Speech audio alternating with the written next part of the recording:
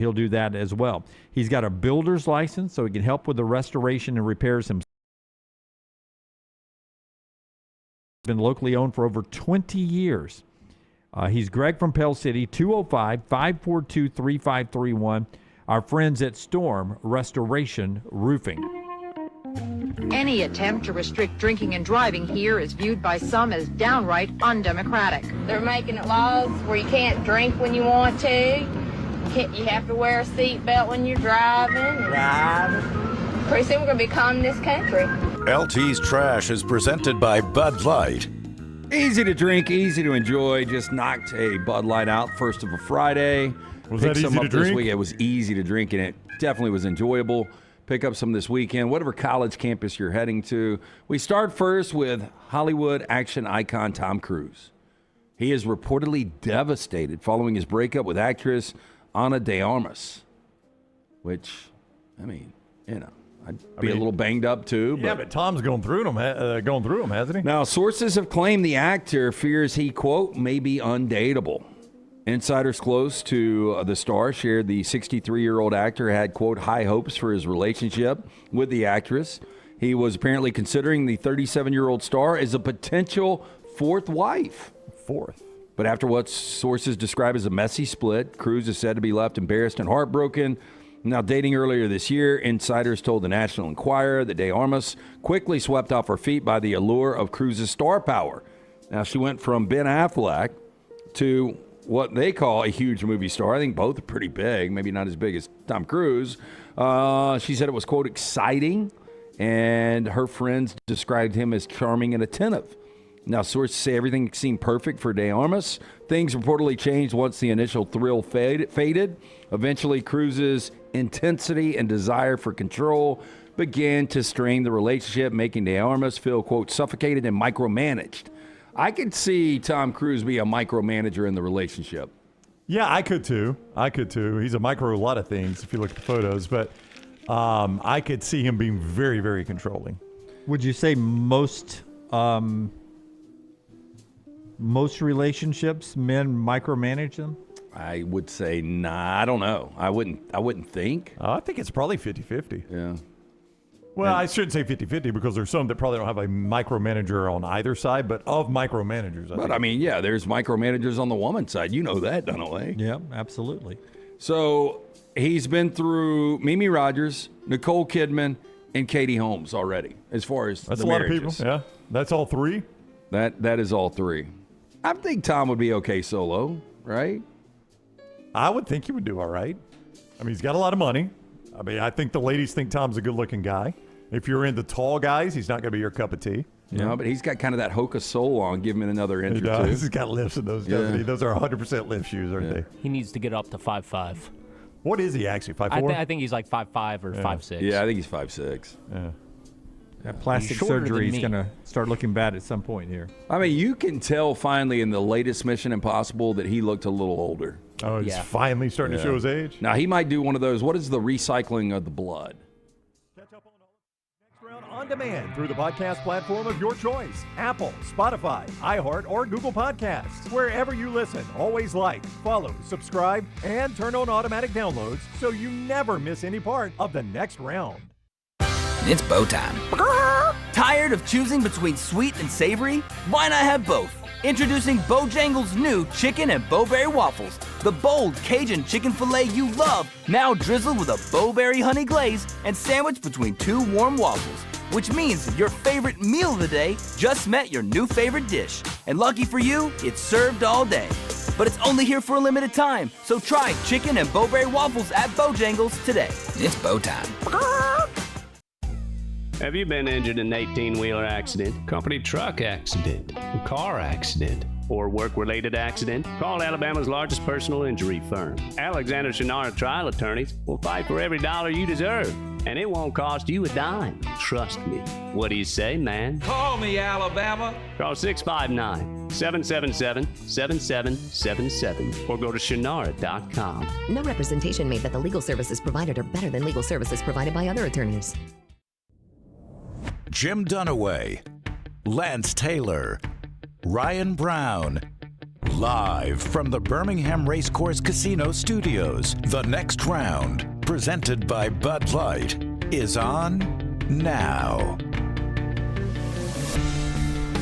Live show now with the next round, guys. LTD and B with you here, and Tyler and Forrester and Brooks behind the big glass as we move to the last week of October. We flip the calendar to November, 1 week away from college basketball season starting, 1 week away from the first college football playoff selection committee putting out their first ranking.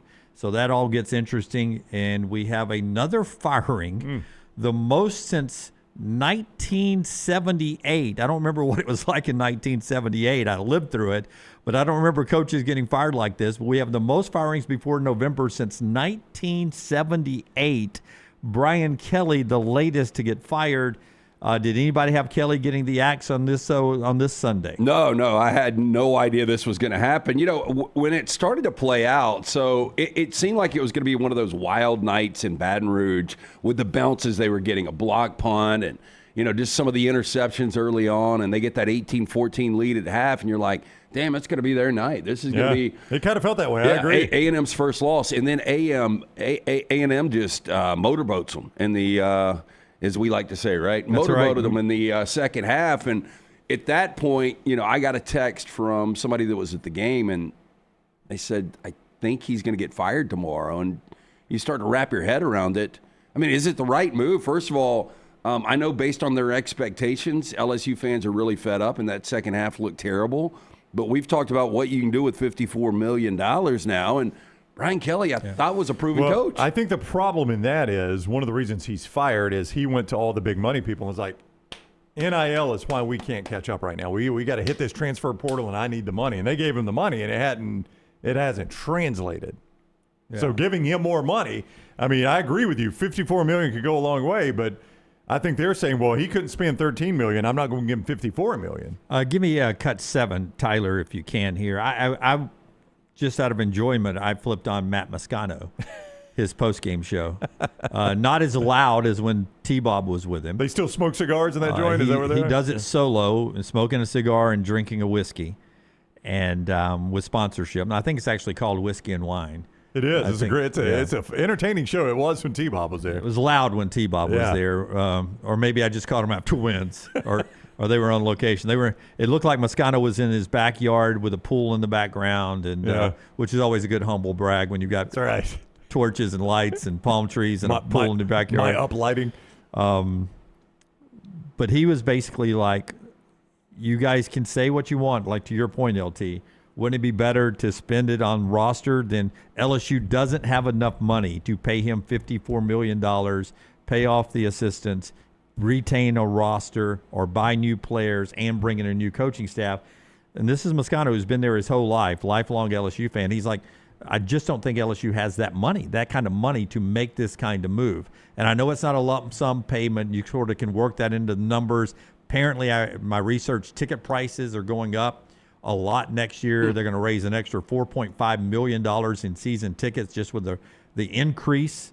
4.5 million new money. That's what the governor was tweeting about. The governor of the state of Louisiana after the game was like, hey, they're going to raise ticket prices. This product has to get better. Yeah. When the governor that's the guy that brought in a mangy cat for the Alabama game last year. That guy, I think he's playing with 51 cards. He's Joe Fan. Yeah, that guy's Joe Fan. But I talked to our buddy Chris Stewart this morning, a LSU grad, and he's like, insane that we fired this guy. Yeah. Like, absolutely insane. And you know, here's another thing. 2 10-win seasons and a trip to the SEC championship game in 3.5 years. And his question to me is, who we're going to get? And I was like, you know, Lane Kiffin's about to be in the middle of like a power struggle. But the thing is, Brian Kelly is so much more proven than Lane Kiffin. I know Lane Kiffin's done a great job with Ole Miss, and I fully believe they're going to be in the college football playoff now.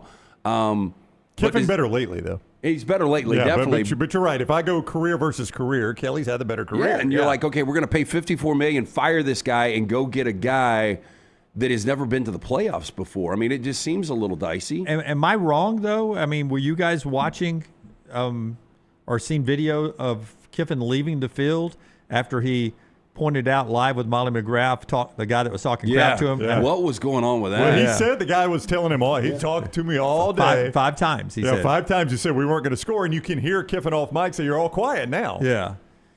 And then Kiffin tries to save face. I didn't check the number, but the next Oklahoma guy, there's one of the best defensive players in America right there. I'm going to backtrack this real quick. That's their long stepper. But when Kiffin's leaving the field, there's video, and I can't hear what he's saying because it's so loud. He's walking past the Ole Miss people to the tunnel, and I think he goes full Wolf of Wall Street. I'm not going anywhere. I'm not going anywhere. Yeah. I think that's what he said to the Ole Miss people leaving. I think it was Leonardo DiCaprio. Of which, to your point, Jimmy Sexton's like, no. I mean, do y'all not think that we could negotiate Lane Kiffin's next contract? Yes. Well, what's going to happen is Florida is going to, they're going to drive the price up, and then LSU is going to come in and have to top that. And I thought for sure he was going to take the Florida job, but I would take the LSU job. I would 100% take the LSU job. And then Ole Miss is going to have to come back with a laptop and fountain drinks. I do not, really. Like we've tried to put in one of our contracts. I know. So we just want a fountain in the studio. I don't know where. I do not know where. But mark this down, Monday, October 27, 9:06 Central Time. The end result in all of this is Lane Kiffin will be the highest paid coach in America. Yeah. I just don't know where. I told our buddy Chris Stewart that. I said, what's going to be amazing for him to leave or even to stay, he is going to be the highest paid coach in college football without ever winning a championship. It could be in one of 3 SEC markets. I don't even know the market, but he is going to be the highest paid coach in America. Now, Chris Stewart, don't you believe though Scott Strickland is sitting there Sunday going, oh my goodness, what just happened? I cannot believe. Oh yeah, we thought we were in the race early enough. I thought we had this deal done. Yep. Yeah, and that's what, and we'll get to the Hugh Freeze and Auburn situation and all that kind of stuff in a little bit. But Chris Stewart's idea this morning was... This, again, we need to point out, this is C. Stewart Gutter Cap, not Alabama Chris Stewart. Yeah. Just to be fair there. Yeah. For the record, Lance doesn't hang out and talk with Chris Stewart, the Crimson Tide Sports Network guy. He was busy on Saturday. Yeah. He was actually in Columbia. He was doing a game. So he used to have a show we with love us. Chris. I just want to make sure people this know. This is Chris Stewart, LSU grad. Not a representative of Alabama. But he had an idea this morning that I bet a lot of LSU fans had, and I'm just like, it will never happen. He said, if we've got all this newfound money, let's offer Saban $100 million for 5 years. Let's pay him $20 million a year to come back. What? My Sunday tweet. Yeah. You went higher than 20, didn't you? I'd call Saban. First call. Yeah. I mean, I'd at least ask him who to hire.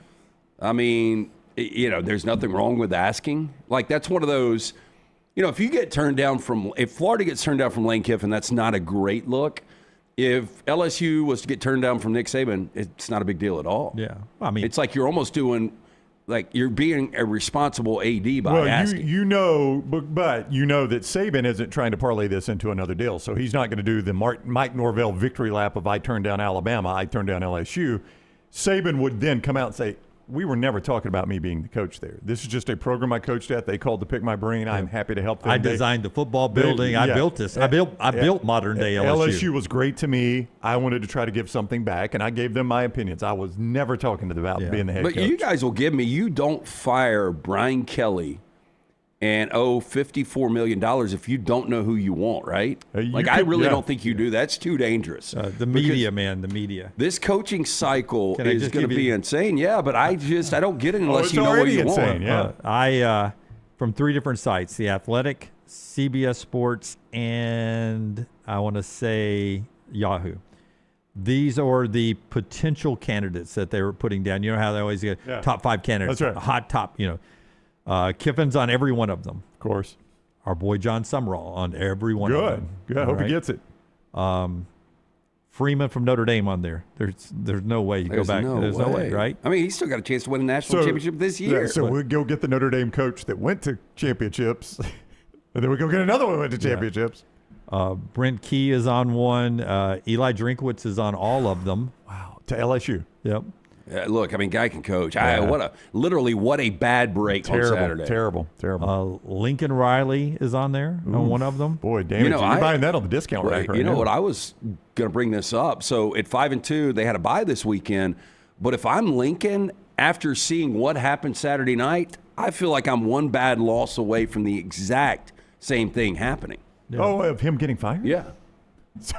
So I don't think it would happen, but I didn't see this happen. No, but USC fans talking about maybe Lincoln Riley getting fired and list over here like, hey, he's one of the top here's 5 the candidates at problem. LSU. These guys have the same.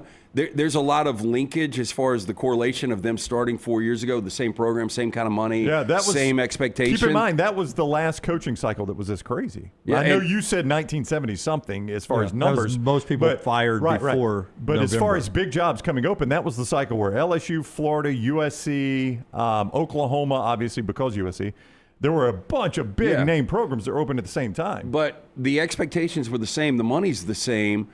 But Brian Kelly's got a better record at LSU than Lincoln Riley has at USC with a more difficult job. Yeah, I agree. Dabo Swinney was mentioned.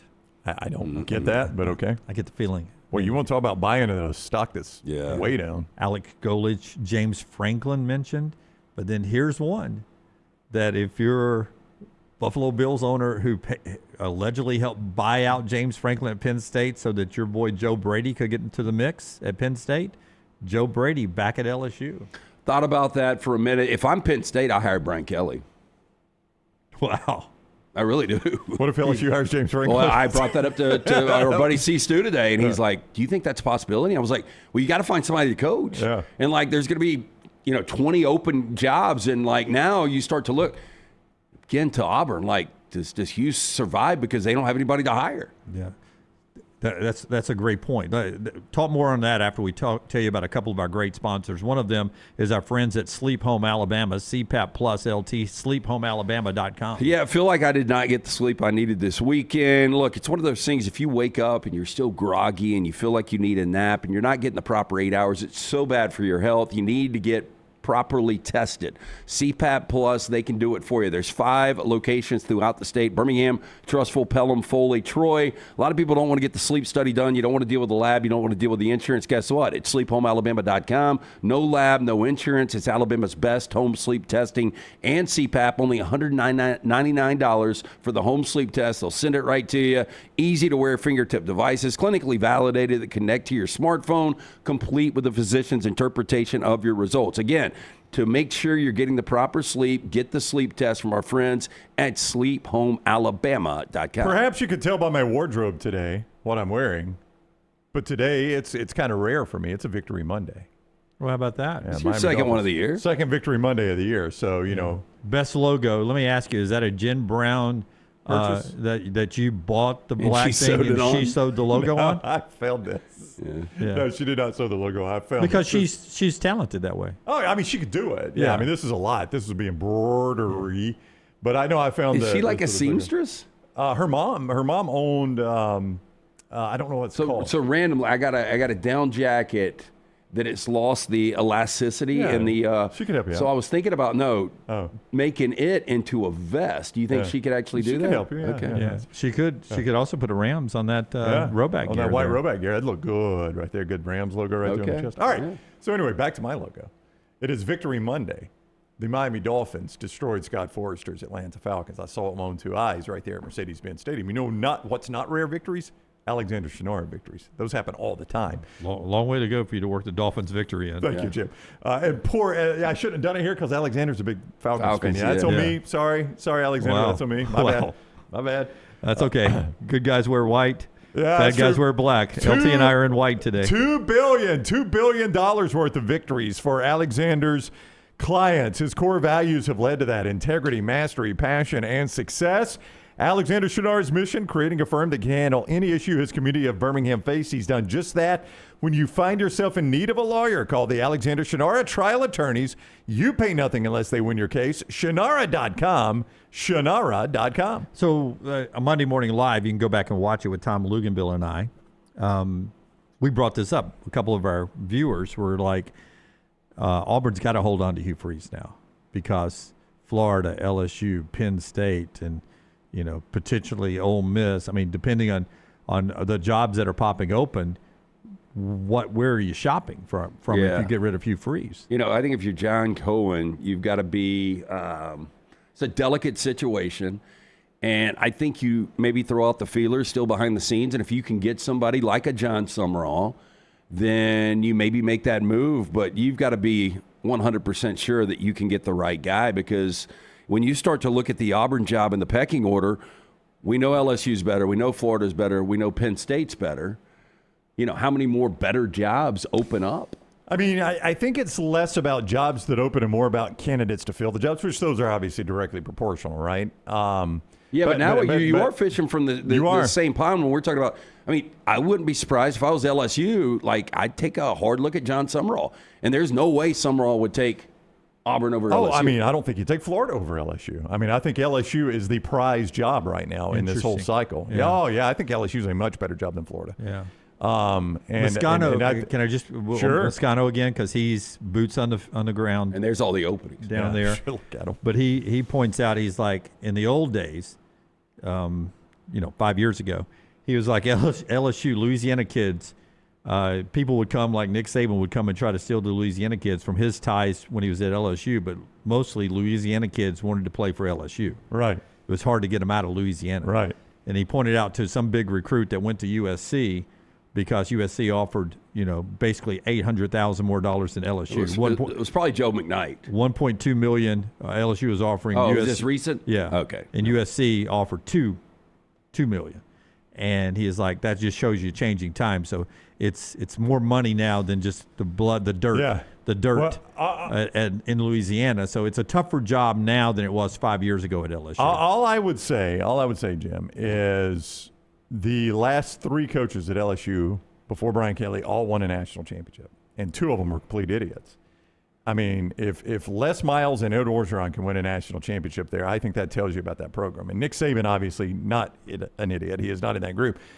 That is a better program than the Florida program. And I don't know NIL and all that mess, but apparently, according to the story, Brian Kelly was able to scare up $13 million for this NIL class. So I can only imagine if they've got a coach they're excited about what kind of money you could scare up for NIL. So I don't see that as a problem. But keep in mind, that means last year's NIL was around $6 or $7 million for last year's team. But it was the best transfer portal class. It was in the country. I know. But I'm saying in a normal year, they were $6 or $7 million in the NIL game last year. Right. They increased it to an $18 million roster this year. No, I see what you're saying. It scares me. Can I have an $18 million roster every year? Yeah. Or am I tending to a $10 million? Right. Because I think at Florida I can have an $18 million roster every year. That's my fear. Do you guys think there is a possibility that either Elko or Lanning would leave for one of these jobs? Because, again, we're going to have some random candidates. Like, if you would have taken us back 3 months and you would have said these jobs are going to be open, we would have said there's no chance. And if you would have said these guys are going to be candidates for these jobs, you would have said no chance. I think if I'm Elko, I'm going to go back to your why leave a place where they build a statue. Yeah, I know. I agree. It's going to be a prodigious statue for Elko. But, I mean, he's got them as one of the best teams in the country. You can make an argument they're the best team in the country right now. The way they look in the second half, I was so impressed by them Saturday night. They have speed on top of speed. They do. 8-0 for the first time since 1992. Yeah, and if he can do it there, I mean, he's about to cash in because his name's going to be linked with Penn State and perhaps LSU, maybe Florida, who knows. So he'll get a raise out of this. Lanning's the interesting one. Well, and first of all, both programs have been really successful, but they can never get over the hump. Yeah. No. So if you're the one that gets them over the hump, you're a hero. No doubt. But if you're telling yourself, hey, look, I know this can easily be done at Florida, LSU, and it's been done before multiple times at Penn State. Lanning would be the interesting one to me. I don't know what the appeal to him is to coach in the SEC. It could be high, could be low, could be mid. I have no idea. He says all the right things, that he and his family love it in Eugene in the Pacific Northwest. But you're like me. I just picture him. He's a dog recruiter who has to go forever to get recruits right now. Who has cut his teeth in the SEC. That's right. He would fit in the SEC, and I think he would enjoy the battle. Do this exercise for me. Give me the jobs. If you say Dan Lanning, he wants to be an SEC coach. List for me the jobs you would leave Oregon for if you're him to coach in the SEC. Go. All of them, or just whatever the ones you think he would actually leave Oregon for if he just wants to be an Alabama, SEC Georgia, Alabama, Georgia, LSU, Florida, Texas. I think there's probably 5. Texas. Okay, and 2 of them are open right now. So I think if you're him, and if you're like, I've always wanted to coach in the SEC. I've always wanted to be a head coach. Georgia's probably not going to be open for a while. I think you look at Alabama right now and you say that looks pretty stable. Texas is a wild card. That's the story that kind of goes under the radar because of Kelly getting fired. But Sexton is now floating that Sarkisian will entertain NFL offers. So that may be open. But when am I going to have LSU and Florida open? I mean, if you're Lanning and you do want to be an SEC coach, this is the time you jump. Because when are you going to have these two open? Well, and I'll tell you, back to Drink. If Drink takes one of these jobs, I mean, Auburn, if you've got a coach, I know this sounds nuts, but if Missouri's open and Auburn's open, historically Auburn's the better job, but Missouri's building the new stadium or the big renovation. You don't have nearly as much pressure coaching in Columbia. You don't have, it doesn't seem on the surface, the dysfunction the Auburn football program seems to have year in, year out. Of course. So I'm just saying it gets more tricky with these other guys filling their spots, and then where's Auburn going to be in this? I mean, I had the weird feeling for the first time over the weekend that Hugh is probably going to be back next year. It's the pond only has so many fish in it, and I don't know who, like in a perfect world, Auburn's number one candidate is. I know many of you that enjoy this show love you some John Summerall, rightfully so. He's great on our show, and the guy's done a good job.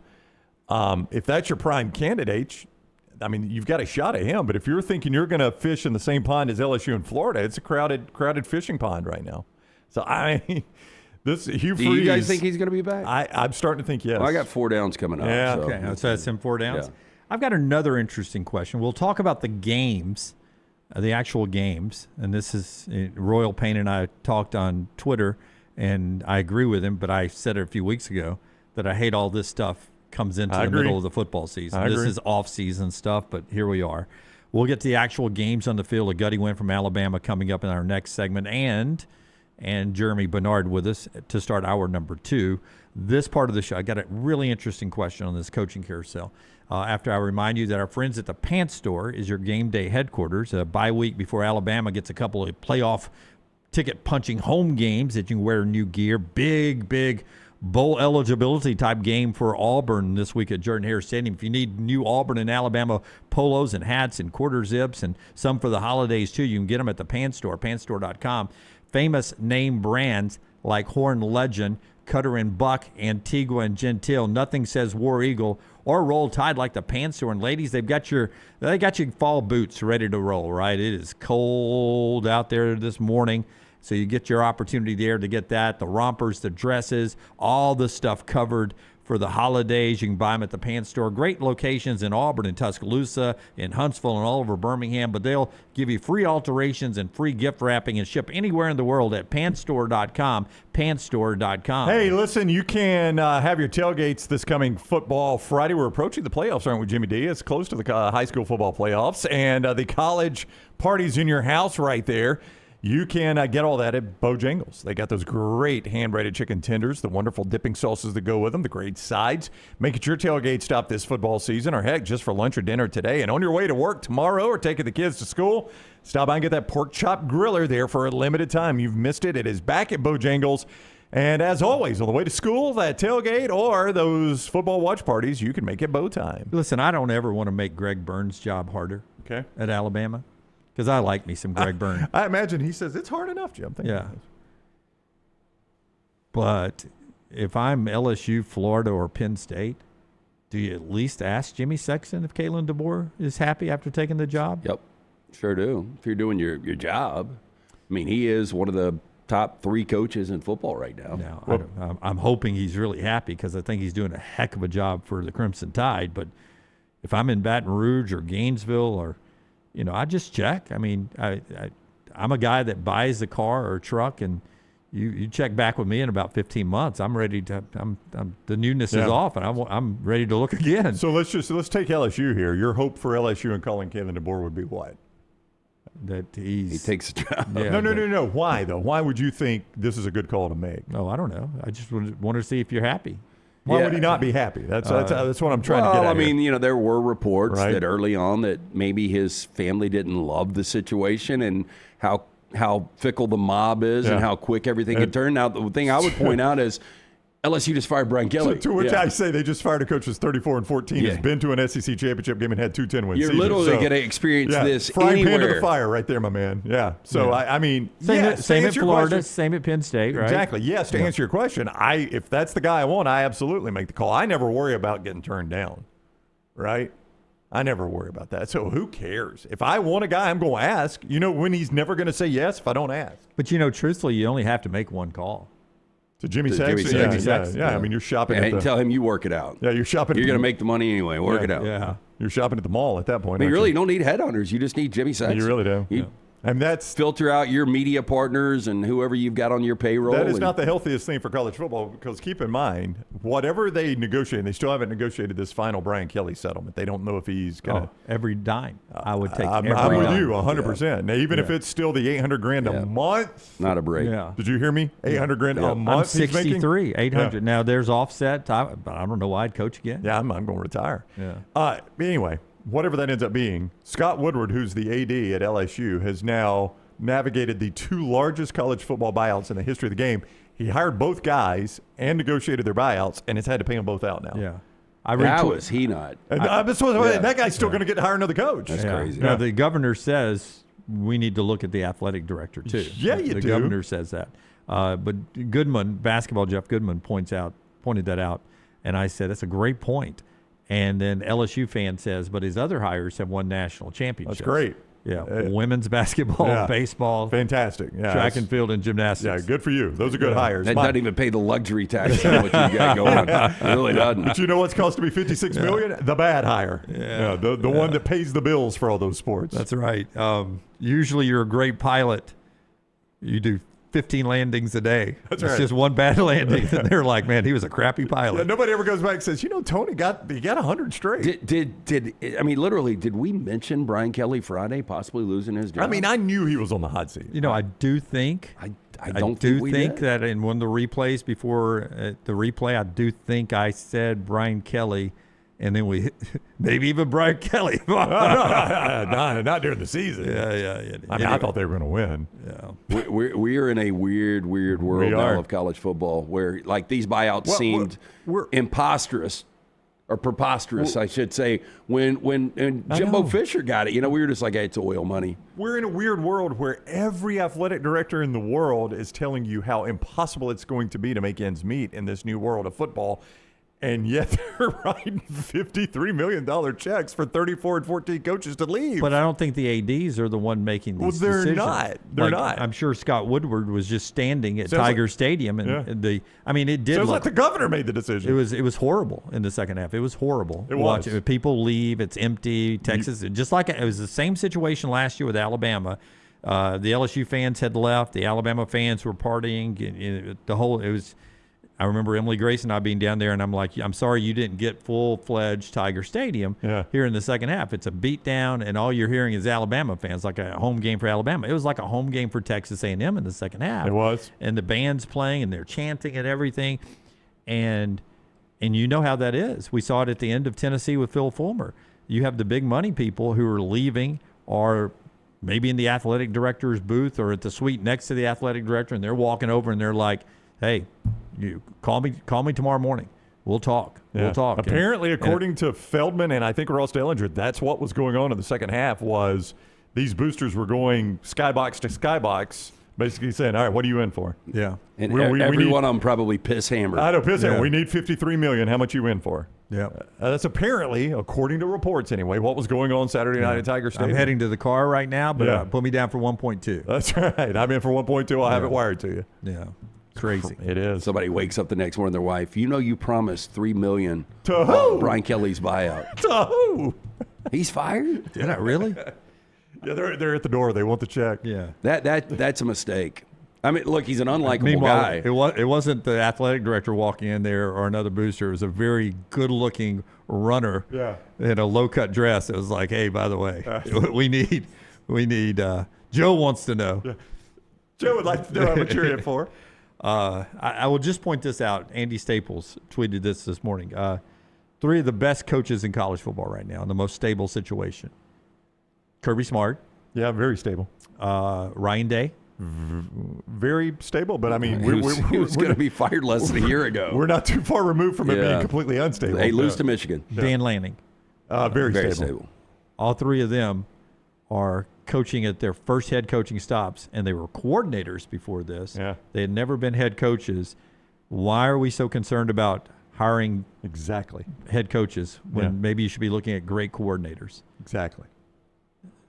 Go find your Kirby Smart, your Dan Lanning, your Ryan Day. Who knows? There you go. That's the carousel. We'll talk football when we come back. Show being brought to you first by our friends at New York Butcher Shop LT. I had an opportunity to go see Jim, Art, that great staff of butchers, the Highway 119 Greystone location on Friday. Picked up steaks for the boys. Did those on Friday night with some sweet potatoes, some of the baked beans. They sell the mushrooms we sauteed right there in-house at the New York Butcher Shop. All of those sides are made fresh every single day. They've got the incredible deli sandwiches for lunch or dinner that you can order right there at the substation. Fantastic selection of fine wines and dessert. It is a one-stop dinner shop. 2 locations, Caba Heights, Highway 119 and Greystone. Rare quality, well-done service. It's the New York Butcher Shop. Hey, when it came time to redo the master bathroom in the Brown house, my wife Jennifer scoured the internet looking for the right person for the job, and then doing that, talked to a ton of contractors. And Brad Bell was the guy we selected, and I'm glad we did. Brad and his crew did tremendous work in our house, and he can do the same for you. He specializes in master bath, kitchen, and master bedroom closet remodels. It's not to say it is all he does, but it is certainly his specialty, master bath, kitchen, and master bedroom closets. The reason that's important is you enjoy those rooms when you have your home, and when you go to sell your home, you make some of your money back on those rooms. You can find out more by calling him at 205-422-1758. That's 205-422-1758, or visiting alabamabathremodels.com. His name is Brad Bell. Get him to come out and look at your job, 205-422-1758, or visit alabamabathremodels.com. Take the next round anywhere you go with official Next Round gear. Buy yours today at nextround.store. Have you been injured in an 18-wheeler accident, company truck accident, a car accident, or work-related accident? Call Alabama's largest personal injury firm. Alexander Shinara Trial Attorneys will fight for every dollar you deserve, and it won't cost you a dime. Trust me. What do you say, man? Call me, Alabama. Call 659-777-7777 or go to Shinara.com. No representation made that the legal services provided are better than legal services provided by other attorneys. What are you waiting for? It's non-stop gaming action at Birmingham Racecourse Casino. Come play more than 900 of the latest and greatest games around, featuring fun bonuses and big jackpots. You can wager and win on horse and greyhound races from all over the world. There are more ways to win at Birmingham Racecourse Casino. Birmingham Racecourse Casino, located off I-459 exit 31 Derby Parkway. Must be 21 or older. Hey, for all of your IT and printing needs, reach out to our friends at Xerox Business Solutions. Look, I'm still one of those old school guys. I print my notes every single day for the show. If you watch the show here on the Next Round, you see all the notes in front of me. From day one, Xerox Business Solutions, they've been with us here at the Next Round. Local for over 45 years. For all of your IT and printing needs, visit XeroxBusinessSolutions.com or call 205-969-3000. That's 205-969-3000. Hey, Lance Taylor from the Next Round to tell you about my friends at Michelson Laser Vision, located conveniently UAB Highlands. Almost 20 years ago, I went in for the procedure. Only took 12 minutes for both eyes. When I went in, I had 2200 vision. I was legally blind. Now I have 20/15 vision, still 19 years later. Make the call today. Schedule a hassle-free consultation, 969-8100. Dr. Mark Michelson, Dr. Jen Michelson, Michelson Laser Vision. Make sure you tell them the Next Round sent you, 969-8100 or MichelsonLaserVision.com. Stop by the New York Butcher Shop and pick up the finest in certified Angus prime beef steaks and burgers, premium pork chops, ribs, and all-natural chicken cut to order just for you. Their chef-prepared entrees and side dishes are the perfect dinner-to-go choice for your family and are ready to heat at home. With a great selection of fine wines and desserts, the New York Butcher Shop is your one-stop dinner shop. 2 locations to serve you, Cahaba Heights and on Highway 119 in Greystone. The New York Butcher Shop, rare quality, well-done service. At Central State Bank, we are large enough to serve you and small enough to know you. Manage your money with ease, whether it's mobile banking, hassle-free checking, competitive loans, business solutions, or personalized financial advice. We're your hometown bank with big-time service. Visit us today and experience banking made simple, because at Central State Bank, you come first. Member FDIC. Next Round shirts, Next Round hoodies, and Next Round hats are all in one place.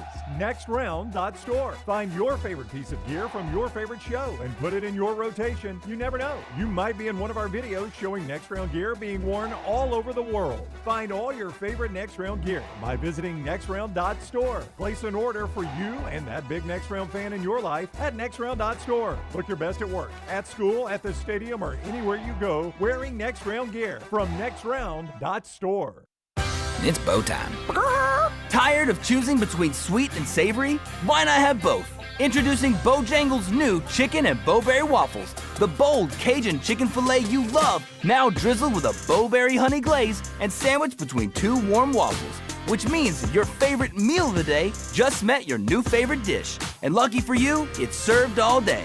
But it's only here for a limited time, so try chicken and bowberry waffles at Bojangles today. It's bow time.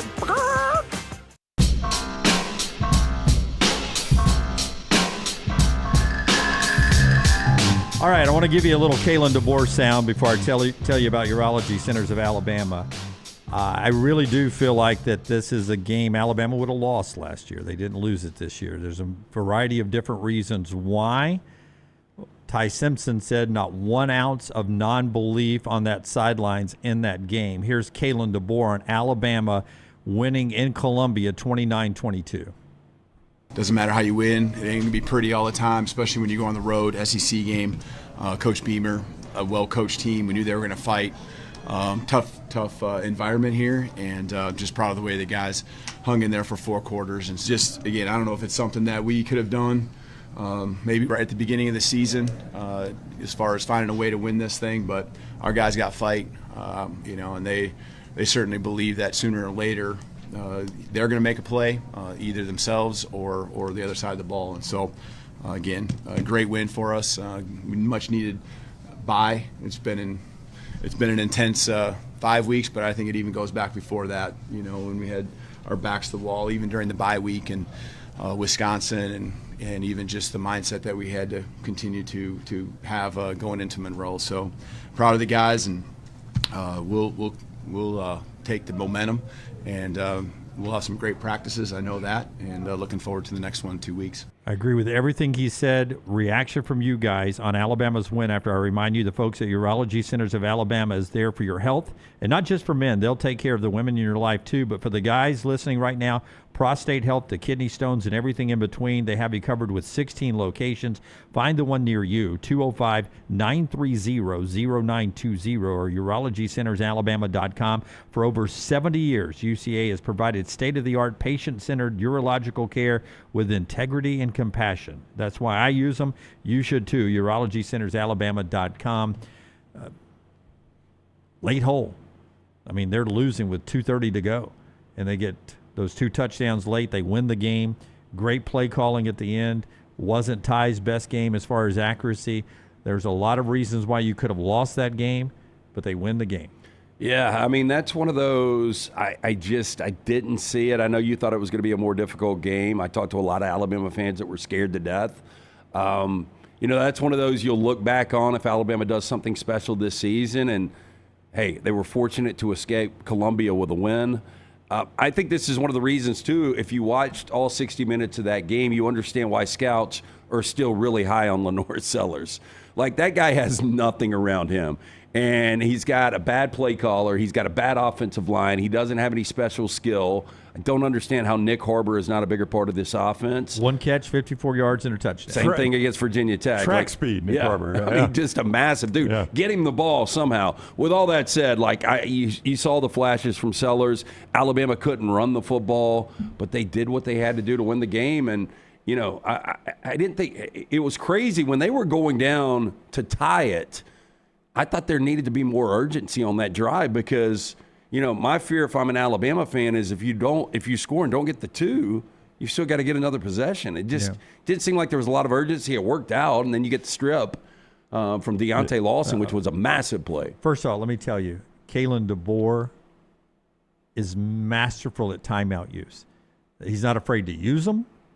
But he had him there late when he was going to need them. He had not used them, so I think some of that non-urgency was that, okay, if we miss this 2-point conversion, we got a 2-minute timeout and all 3 timeouts left, and we'll just rely on the defense to try to go get a stop here. But and that was a great 2-point call. That was what I was about to say. Play was spectacular. Yeah. I mean, they thought it was going back to Germ. Yeah, Everybody 100%. did. There were people dogging the play calling. If you pop on social media in the commercial breaks, or if you're at the game, they are dogging the play calling all through the game. What are we doing? What are we doing? What are we doing?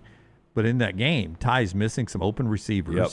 And then when the play calling had to be elite, it was elite down the stretch. That drive, unbelievable play calling, the touchdown, the 2-point conversion, and then, they had worked it into a makeable field goal. But I'm all, Jesse Palmer's out of his mind. I mean, I don't care. Jesse Palmer that's the NFL influence. Jesse, I love NFL, but man, you cannot compare NFL and college. No, college kickers are wholly undependable. I don't care how good a one you have.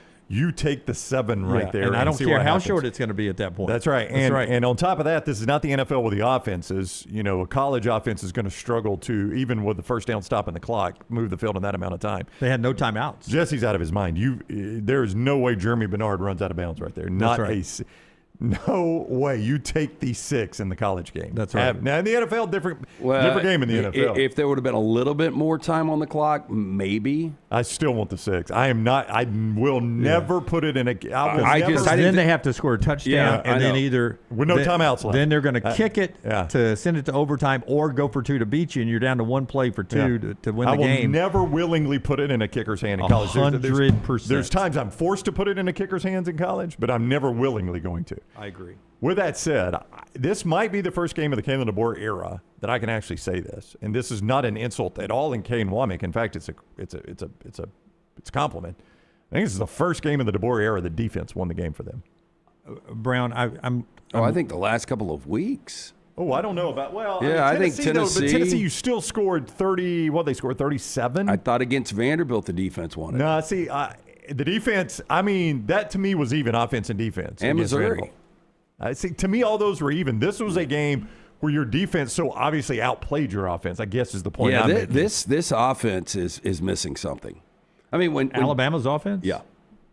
Well, it's missing a run game. Yeah, well, yeah. that's what it's missing. I mean, your best play got called back for the Isaiah Horton hold. Yeah. I mean, that looked like an old school Alabama run Jam Miller had for like 20 yards. I mean, Daniel Hill is your leading receiver as far as yards. And look, he's got key receptions now, but it's just weird. Again, at the end of the year, you're not going to have close to a 1,000-yard rusher. You're not going to have a 1,000-yard receiver. But those are stats. I mean, when you're spreading the ball out, what's missing? I mean, we talk about this. Game.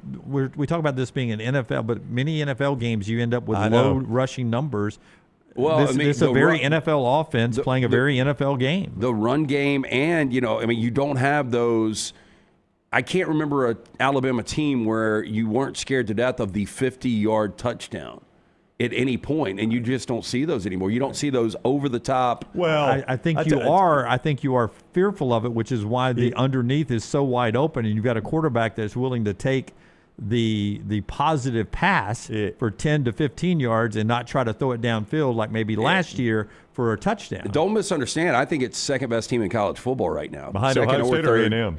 Or Indiana. Yeah, Indiana's right there. I had an Alabama fan over Saturday, and he's like, this Indiana team needs to play somebody. I was like, a couple of weeks ago, they went to Autzen and beat Oregon, and I think they are one of the best teams. But I think they're one of the best teams in college football. But my whole point is, I think the defense might be a little bit better than the offense. And I know Alabama fans disagree with that. Here's the other thing this offense is missing, and it's why you're saying what you're saying. If there is a criticism of Ty Simpson, and it's hard to criticize the guy.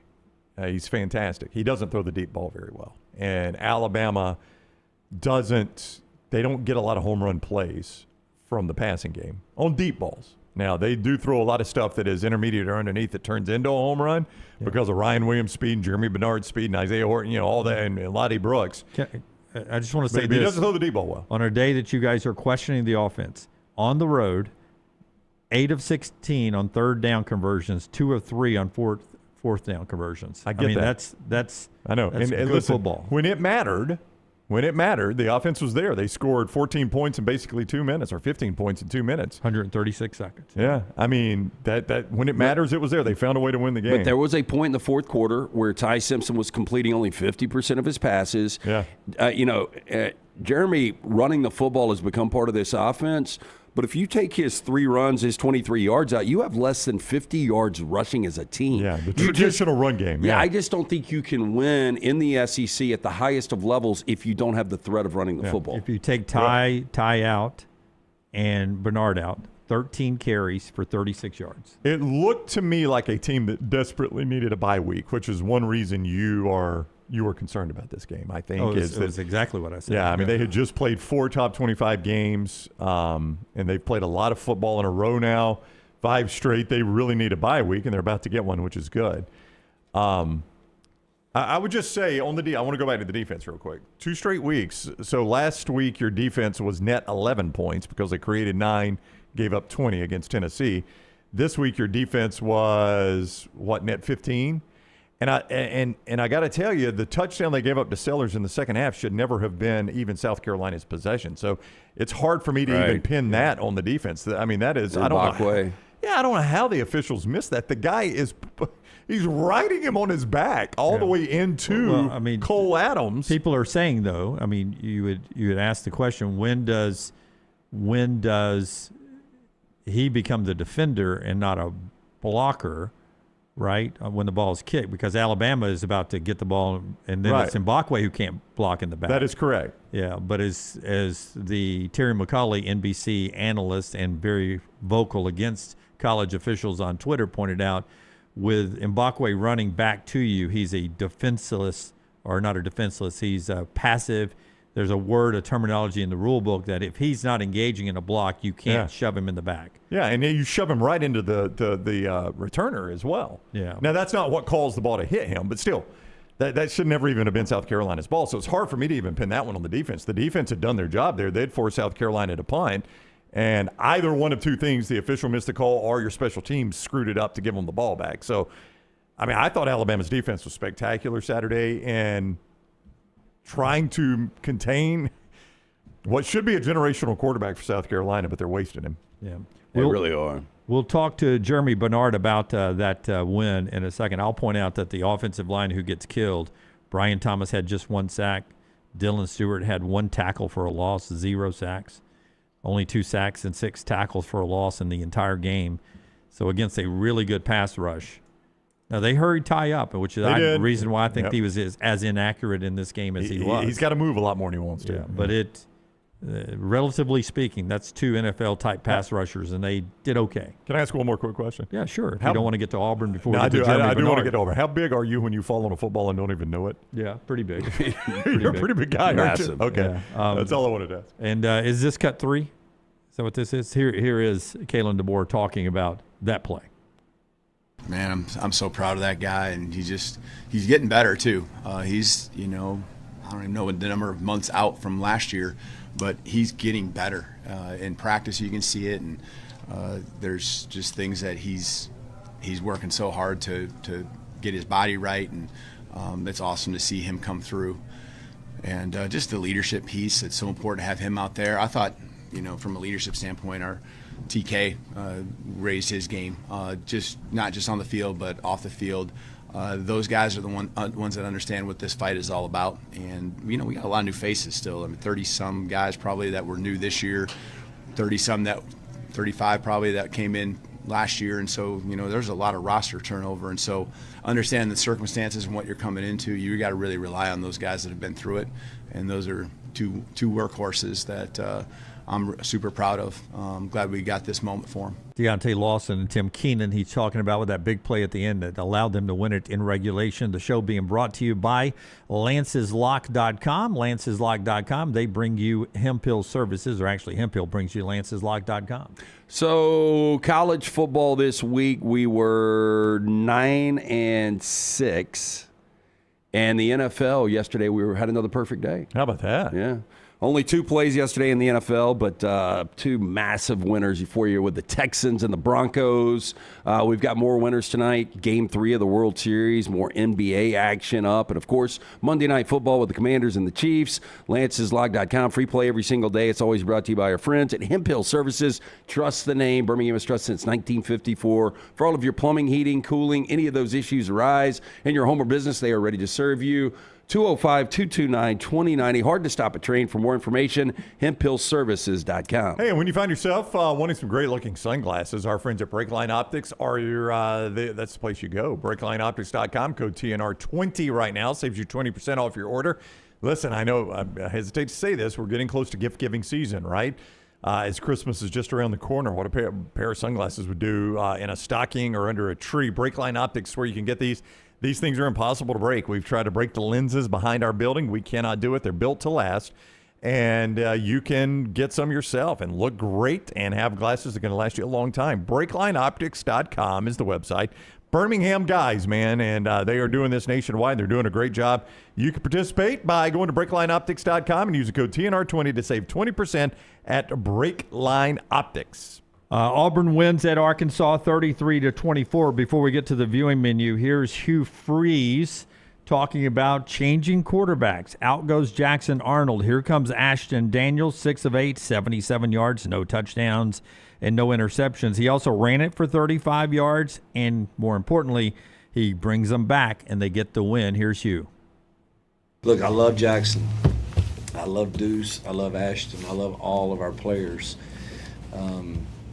But, you know, I felt like at that time, I mean, the decision, you know, that Jackson made obviously wasn't a great one.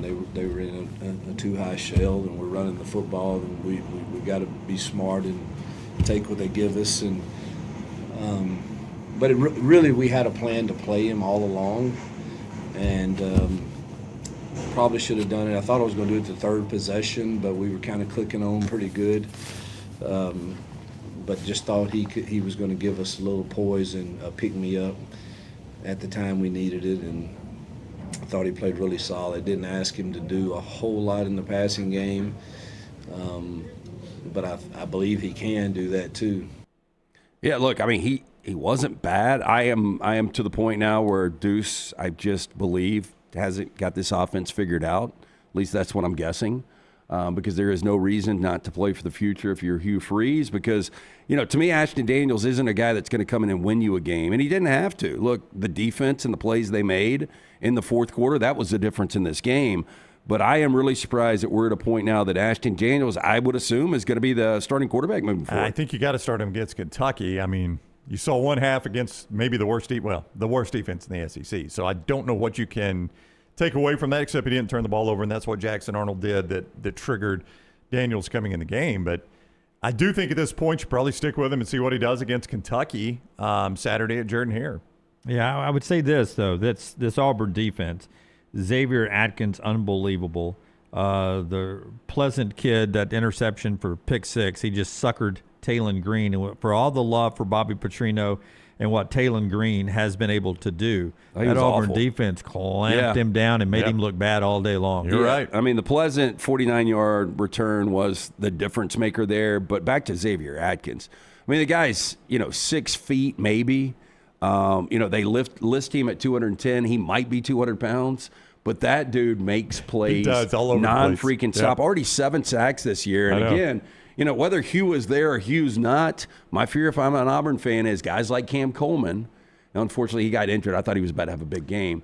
Guys like Cam Coleman and Xavier Atkins, what is their future next year? Because there is going to be a huge market for those two players. Credit to Coleman, though. I mean, he was down a long time with that high ankle sprain, really had to fight his way back in that game. So credit him for not just packing it in. Came back and gutted it out. And I think he deserves an immense amount of credit for that. And they got 6 touches for Singleton, 2 in the passing game, 4 in the running game. Simmons got 3 catches. Perry Thompson had 1. Brandon Frazier had a couple. Still trying to spread it around as they're hindered a little bit in the passing contest. Huge game at home against last place Kentucky this week. Another SEC Network night game for Kentucky. Yeah, I'm just saying this is big for Hugh and big for big for Auburn going to a bowl game. It's a big game. Big home game. It is, and you're a 10-point favorite. I mean, you're actually a double-digit home favorite. Yeah, this is one, like, going into a lot of these games, Auburn fans are like, I did a pregame on Saturday, and I think it was Bobby that jumped on. He's like, Arkansas is a lock, right? And I had Auburn in the game, so I didn't want to necessarily give it out. Yeah. But I think Auburn fans have been maybe against believing they're going to win games, but I don't know anybody that doesn't believe Auburn wins this weekend, right? So how quickly that changed. Yeah. Hugh has to win against Kentucky at home, at Vandy, and home against Alabama. He's got to win all of them to be the first Auburn coach with a losing record in SEC play in 3 straight years since 1950. So he's got to win those to avoid doing that. Yeah, he's got to get to 4-4 in league play. Yeah. He's got to get to 4-4 in league play to be the first Auburn coach not to have a losing record in SEC play for 3 straight years since 1950. Well, Wow. two of those teams are among the 5 best teams in the conference, so that is a tall order. Yeah. Kentucky is not one of those 2 teams, by the way. So we'll see what the ending looks like. Michelson Laser Vision brings us the viewing menu before we get to Germie Bernard, who will be up with us in 4 minutes and 45 seconds. Tell us about Michelson. Yeah, I am starting to – I don't know about the 4K. I don't know where you guys are on that, but it's almost eerie how quiet it is during the commercials. I've got a solution I'll tell you about later. But if you want to see in 4K, you need to go see our friends at Michelson Laser Vision, 205-969-8100. Very important that you ask for Amy there. Tell her the guys from the next round sent you. She's going to hook you up with a hassle-free consultation. You have 0 to lose to find out if LASIK is right for you. Dr. Mark Michelson, Dr. Jen Michelson, best in the business. Make the call that I made back in 2003. Still have the 2015 vision, better than 2020. 205-969-8100 or michelsonlaservision.com. All right. First off, we've got another Screen Unseen event at AMC Theaters tonight. It's a rated R movie, and it has already been leaked. It will be Christy, starring Sydney Sweeney. She's been bulking up for this role to play the boxer Christy Martin and packing on some muscle. And Christy Martin never imagined life beyond her small-town roots in West Virginia until she discovered a knack for punching people. Fueled by grit, raw determination, and an unshakable desire to win, she charges into the world of boxing under the guidance of her trainer and manager-turned-husband, Jim. Flaunting a fiery persona in the ring, her toughest battles start to unfold outside of it as she confronts family, identity, and a relationship that just might become life or death. Okay, when Charlize won the Best Actress for Monster, when she portrayed Elaine Woolers or whatever that girl's name was, a serial killer, and they made somebody that good look that bad. This is the same thing with Sydney Sweeney. I don't know if you've seen the trailer for this. But I can only imagine. Rough as burnt corn. I mean, she looks like she'll hurt you in this movie.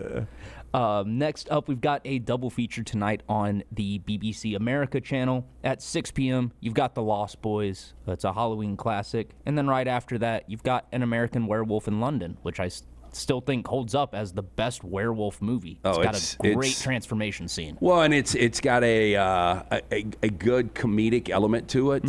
So, yeah, I enjoyed that one as a kid, long time ago, and it does hold up. It's great. Rick Baker does the special effects work, and he's a legend in the industry. Won an Oscar for it. Yes.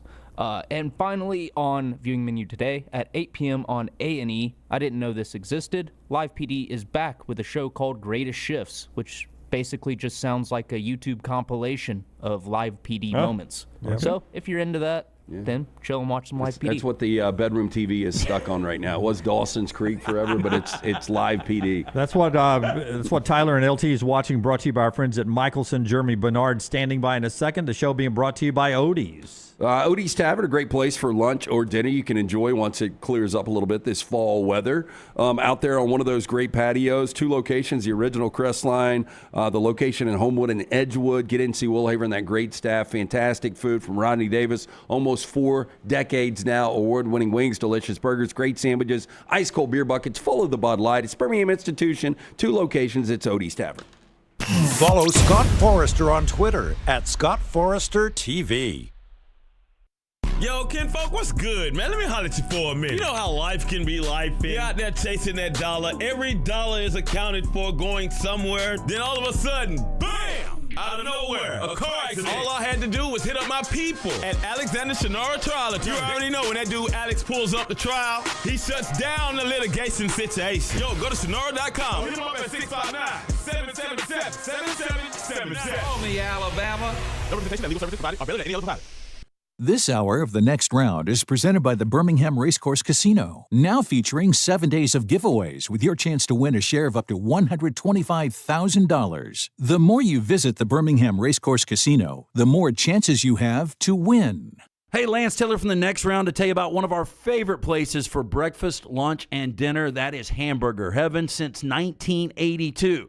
Hamburger Heaven has been serving Birmingham's best hamburgers, cheeseburgers, French fries, hand-spun milkshakes, and sandwiches made fresh to order. All of their ingredients are fresh and prepared daily. This includes their beef, always fresh, never frozen, hand-pattied each and every day. For breakfast, lunch, or dinner, visit any of the 4 locations, Highway 280, Irondale, Gardendale, and Homewood.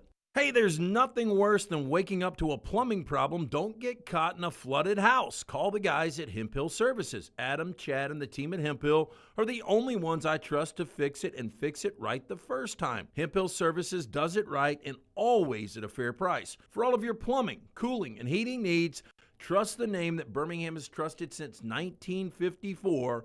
That is Hemp Hill Services. Call now, 205-229-2090. That's 205-229-2090. Hey, for all of your IT and printing needs, reach out to our friends at Xerox Business Solutions. Look, I'm still one of those old school guys. I print my notes every single day for the show. If you watch the show here on The Next Round, you see all the notes in front of me. From day one, Xerox Business Solutions, they've been with us here at The Next Round. Local for over 45 years. For all of your IT and printing needs, visit XeroxBusinessSolutions.com or call 205-969-3000. That's 205-969-3000. Never miss anything from The Next Round when you listen on demand through the podcast platform of your choice, Apple, Spotify, iHeart, or Google Podcast, wherever you listen. Always like, follow, subscribe, turn on automatic download so you can catch every part of The Next Round. Listen anywhere in the world, anytime on the Next Round podcast feed, and support the show by following, subscribing, and turning on automatic downloads on any podcast platform. Listen anywhere in the world, anytime on the Next Round podcast feed. Thanks for always making The Next Round a big part of your day. Storm season is here. Make sure you have a plan of action in place right now. Greg from Pell City and Storm Restoration Roofing should be your first call when storms hit. Insurance companies love working with Storm Restoration Roofing because of Greg Nelson's name and reputation in the industry. When storms hit, call Greg Nelson. He's local, 205-542-3531. He's the home of the free no-cost roof inspection. Greg from Pell City on Facebook, 205-542-3531. It's Storm Restoration Roofing. Get all your favorite Next Round gear all in one place. NextRound.store. From our Next Round hats to the logo tees to the all-time best-selling Y'all Can Have the Rest shirt. You can look your best by shopping with us at NextRound.store. Take the Next Round anywhere with NextRound.store. It's bow time.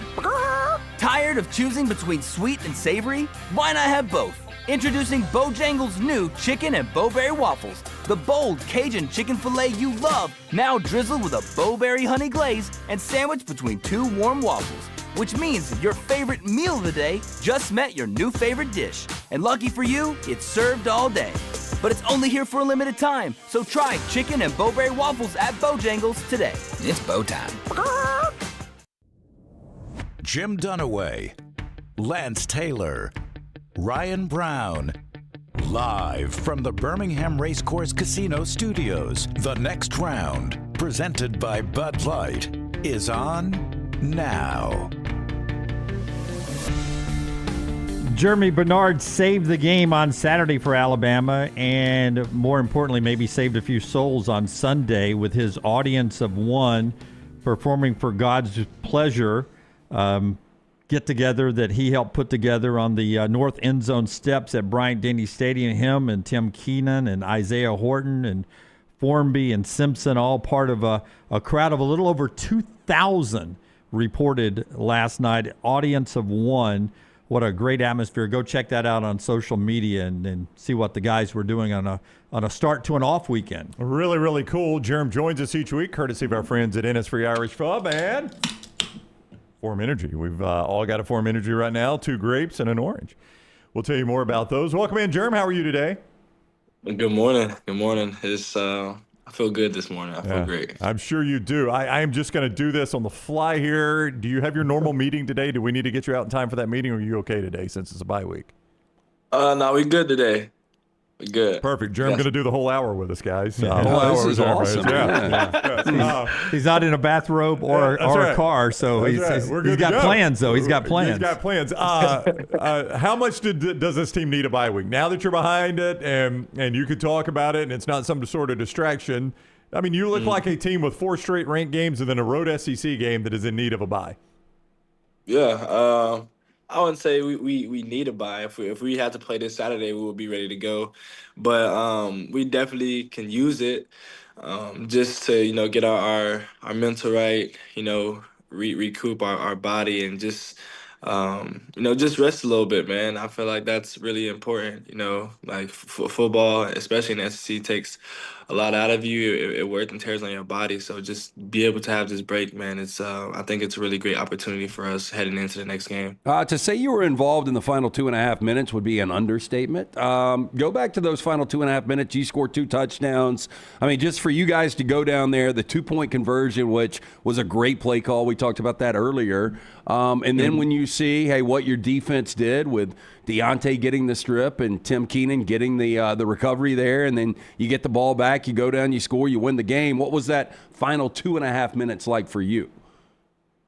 Honestly, I want to talk about the whole flow of the game. Our defense, they played really great. Offense, we struggled a bit. We missed on a couple things. Personally, I didn't have the best game, and it just shows how resilient our team is and how we're willing to fight, through the end, and how much we trust each other. We never doubted each other on the sidelines. Guys just lifting each other up, and throughout those final 2 minutes, you can see Coach G brought the offense together, and he told us, like, look, fellas, we're gonna come together, we're gonna win this game. We got to leave it all out there. We got 15 minutes. You know what I'm saying? Just go out there and do what you guys do. So. We were all on the same page, man. We never had a doubt that we were gonna lose the game. We just trusted each other. We all believed in each other, and when you have a tough game like that, you got to do anything you can to win. And Coach Grubb did a great job at calling the right plays in the right times, and we executed it to the best of our abilities. So I mean that's how we just got the job done. We just continue to fight. Excuse me for not knowing this, but the touchdown play, have y'all run that play before? And then the 2-point play, both of those designs were spectacular. And I don't know how surprised you were that you were as wide open on the touchdown when you came out of the backfield. Talk about those 2 plays. Have you run those plays this year, or were they sort of saved for a moment where you had to have them? The play that I scored on, we just put that in this week. We repped it a few times. The 2-point play where Josh scored, that is something that we've been repping, probably since before fall camp. Coach Grubb does a good job at putting in plays. Just for us to have and allowing us to get a lot of reps at them, because when the time is needed, it's going to be crunch time, and he called one of those plays and we were able to execute it. We've been running that play forever, like I said, before fall camp. So it's a play that we all knew that we work on each week. Yeah. Wait, can you hear me? Oh yeah. We still got you, man. No problem. Okay. All right. But it's a play that we always work on, and so he called it when we needed it, and we were just able to get it done. Germie Bernard is with us each week, and he joins us courtesy of a couple of great sponsors. Innisfree Irish Pub, one of those. Yeah, the flagship of Tuscaloosa Bars, Alabama tradition, Tuscaloosa's game day sports bar. Get in, see Nick, Tripp, Derek, all the guys over there at the Innisfree Irish Pub. 5,000 square feet of music, food, fun, all right there just north of the Strip in downtown Tuscaloosa. If you're looking for a good time, only one place for you. That is the Innisfree Irish Pub, also a location right here in Birmingham and Lakeview. And also Form Energy. You can unlock your full potential with a drink from Form Energy Drink. We've got them right here on the set. Dunaway and I both enjoying what is my favorite, which is the Grape Smash. Lance has the Orange Fury. They also have Screamin' Freedom, which tastes like the old Rocket Pop, and the Blue Blitz. FormEnergy.com to see more. PHORM, FormEnergy.com. All right, I want to ask you a series of three quick questions about the final series. What? What are you laughing at? A series of three quick questions. They're quick. It's like a final exam, Jeremy. Final exam. It's not your final. It's not your final question here, Jeremy, but it is the final exam. On the final touchdown you scored, I want to ask three questions about that. Yeah. As a team, did you guys notice that the students had come down to rush the field? You're driving right at them, and they are crowding down. Do you even notice something like that? Yeah, I told we're the offense were sitting on the sideline, and I'm like, they finna try to rush the field. So I definitely peeped it. I did. Okay, all right, because you're driving right at them, and they're about to rush the field. Yeah. All right. Number two, did you notice the South Carolina defender hold up and not try to knock you out of bounds? Were you a little surprised at that? Honestly, no. I mean, he's smart for that. He giving them an opportunity to go score. So I mean, it was a smart play. Okay, number three, did you consider stepping out of bounds? Like you saw 6, right? There's no way you're stepping out of bounds there. Nah, definitely not. Coach said we're gonna go score. So I went and did that. I like that. All right. So that was my goal. Okay. You've already got 15 carries out of the backfield this year. You had 13 a couple of years ago at Washington. I mean, I guess you like getting the football, winning wherever you can get it, right? Yeah, for sure. Just being versatile, man, is gonna help me at the next level for sure. Why do you think, as a whole, though, this offense has trouble week in, week out running the football on a more consistent basis? Honestly, man, it's just it's in the small little details. Like when we watch film, we're just one little block off or one cut off, and we just have to continue to work at it and get better, man. And make that kind of our identity to start the games off. I mean, it's tough, man. When you're going against a good front seven, and we obviously have a good O line. It's just when one person is off, it can mess up the whole play. So we just have to be better at, all 11 being on the same page. I'm not asking this as a fanboy, but I sort of am. It feels like your best football is still out there in front of you as a team, because I'm seeing, Morgan and Mincy and Hill Green getting better and better on defense, more depth, more different names. And on offense, Rico's becoming a bigger role, Daniel Hill a bigger role. It seems like the depth is getting deeper. And do you believe that your best football hasn't been played yet as a team? 1,000%. 1,000%. If our best football was being played, we would be in trouble. We would for sure be in trouble. But the good thing is, like, we still have the whole season in front of us. We have guys that are gonna be able, to come back off the injury list. We giving like young guys like Minty and Morgan and Rico the experience they need, and like we're gonna need everybody. And so just continue to build off the games that we have played, and just continuing to get better. Like we know we can get better, and so we just have to find new ways to be able to get better. And the coaches do a great job of that. Our position coach and our OC coach Grubb, he gives receivers ways that we need to get better, and he's really hard on us, and that's what we need, because he knows how great we can be as a team. We know Tim Keenan is a large human being. Is he large enough that he was literally laying on a football and did not realize it? Is that what happened at the fumble there? Yeah, he made a joke in the team meeting yesterday. He was like, "I knew the whole time, but he didn't know." That's a big dude, man. That's a big dude when you can lay on a football and not realize you're laying on a football. Yeah, agreed. Hey, so randomly we saw Caden get another carry in the backfield. Have you seen Caden throw a football? Oh boy. Yeah, but we haven't put that. We put it in and then we took it out. There you go. That's the smart answer right there. That's the smart answer. Put it in, took it out. You never know if it's in or not. Just waiting to see it. Yeah. I want you to try to put a Pez. It's like a tennis ball in your hand and try to throw a Pez. It's not easy to throw with a big taped up hand. I do want to give you a chance before you get out of here to talk about the event last night. It did seem like and Alabama fans have been commenting on everybody's post about this. What made you guys decide to get together and do this? Where did this all originate from?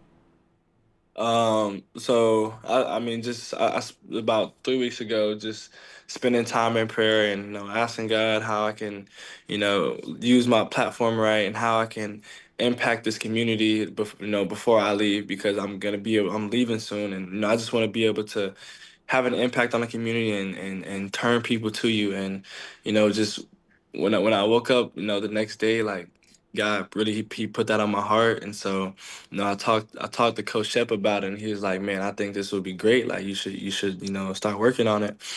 And then so I talked to Greg, and Greg Byrne, he did a tremendous job. Shout out to Greg for helping me with this event. And then he got in touch with Church of the Highlands, and I talked with Joe Williams, man. That's my guy. And shout out to Joe and everybody at Church of the Highlands. I really love them so much, and they really helped me with this event. And they really cared about this event, and they wanted to make it to come into fruition, and which we did, man. And it was a great night just to be able to give glory to the Lord, and just allow people to hear our testimonies and know who we are outside of football and what our identity and foundation is, and how we were able to come to God, our journey to come to God, and just to be able to have an impact on people, and be able to fellowship after the event, and just talk to people, and just hearing them and say like how much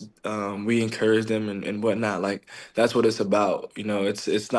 It's not all about football. It's about glorifying Christ and using what we have to bring glory to His name and praise to His name. So it was a great event, and I'm really thankful, and I have a lot of gratitude, for God, because He has really done special things with them, not only just in my life, but the people around me and the community as well. Will you do it again? I mean, that's awesome. Will you guys plan on doing a second one? If soon, maybe. Okay, I didn't mean to pressure you there. I'm sorry. Listen to God. Don't listen to me. I'm an idiot. So yeah, do whatever He tells you to do. I'm sure something like this will happen again. I definitely do, and I think a lot more people will be reached in the next one. So, I'm just following God, letting Him guide me.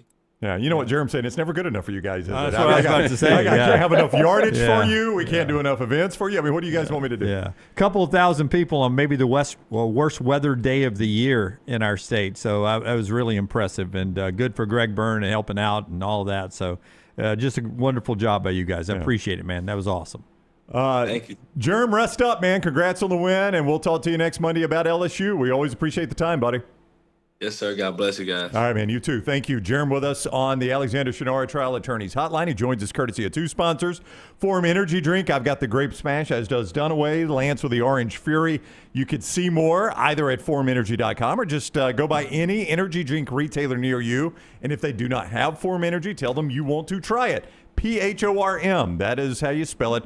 ForumEnergy.com, PHORM, Forum Energy, and also Innisfree Irish Pub. The Innisfree Irish Pub. Tuscaloosa's best time today. Innisfree Irish Pub, over 5,000 square feet of Irish food, drink, music, whole lot of atmosphere just north of the Strip in downtown Tuscaloosa. We will be out there with our friends from Adams Beverage. We'll give you more information on that. That's coming up in the next couple of weeks. But stop in either location, Tuscaloosa or Lakeview. It is the Innisfree Irish Pub. Okay, before LT tells you about Inverness Country Club, Alabama now, by the way, 3-0 in one-possession games. Good news is you can play a lot of those in the SEC.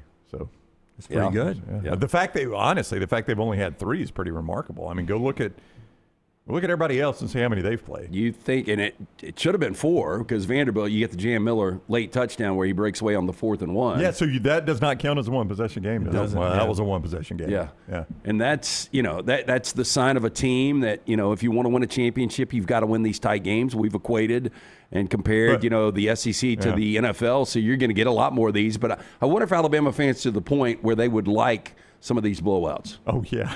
Yeah. I think they miss them. Yeah. You're not going to get them anymore. Now, you're about to play a team coming out of the bye that's got an interim coach, and who knows where they are mentally. You know how. And a new play caller. And a new play caller, yeah, because they fired Joe Sloan, right? At least, I don't know if they fired him. They took away his play caller. Yeah. They're letting the tight end coach call plays, because all Joe did was have the top 12 offensive offense last year, top 12 in the nation. Yeah. So obviously he forgot how to call plays. Yeah, so you're going to go to the tight end coach who's been calling how many plays this year? Oh, none. Yeah. All because you got mad. Yeah, the tight end coach. Yeah.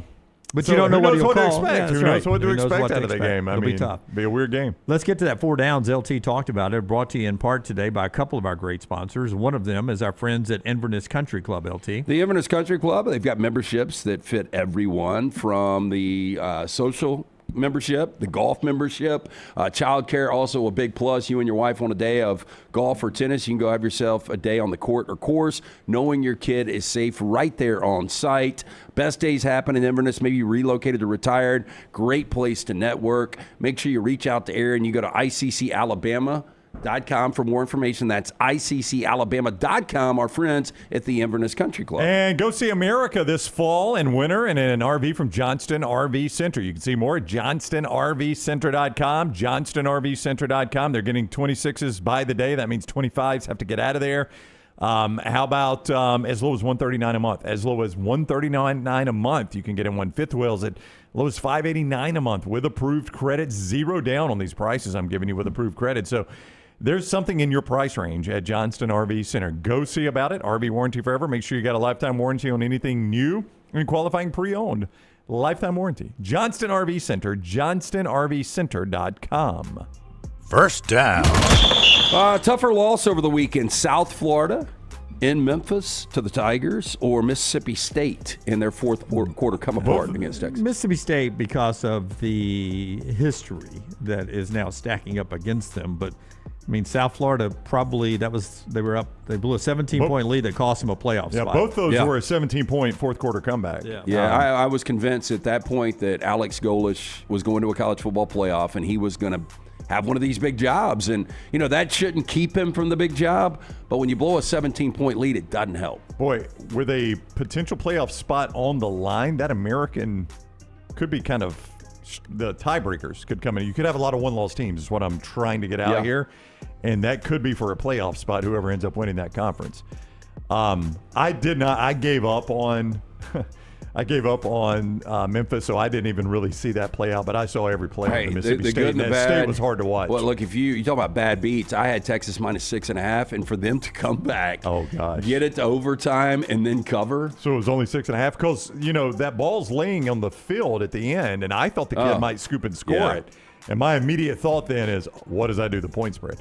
That was hard to watch for State, though, Dunaway, to your point, with their history. Yeah, 2023, their last conference win.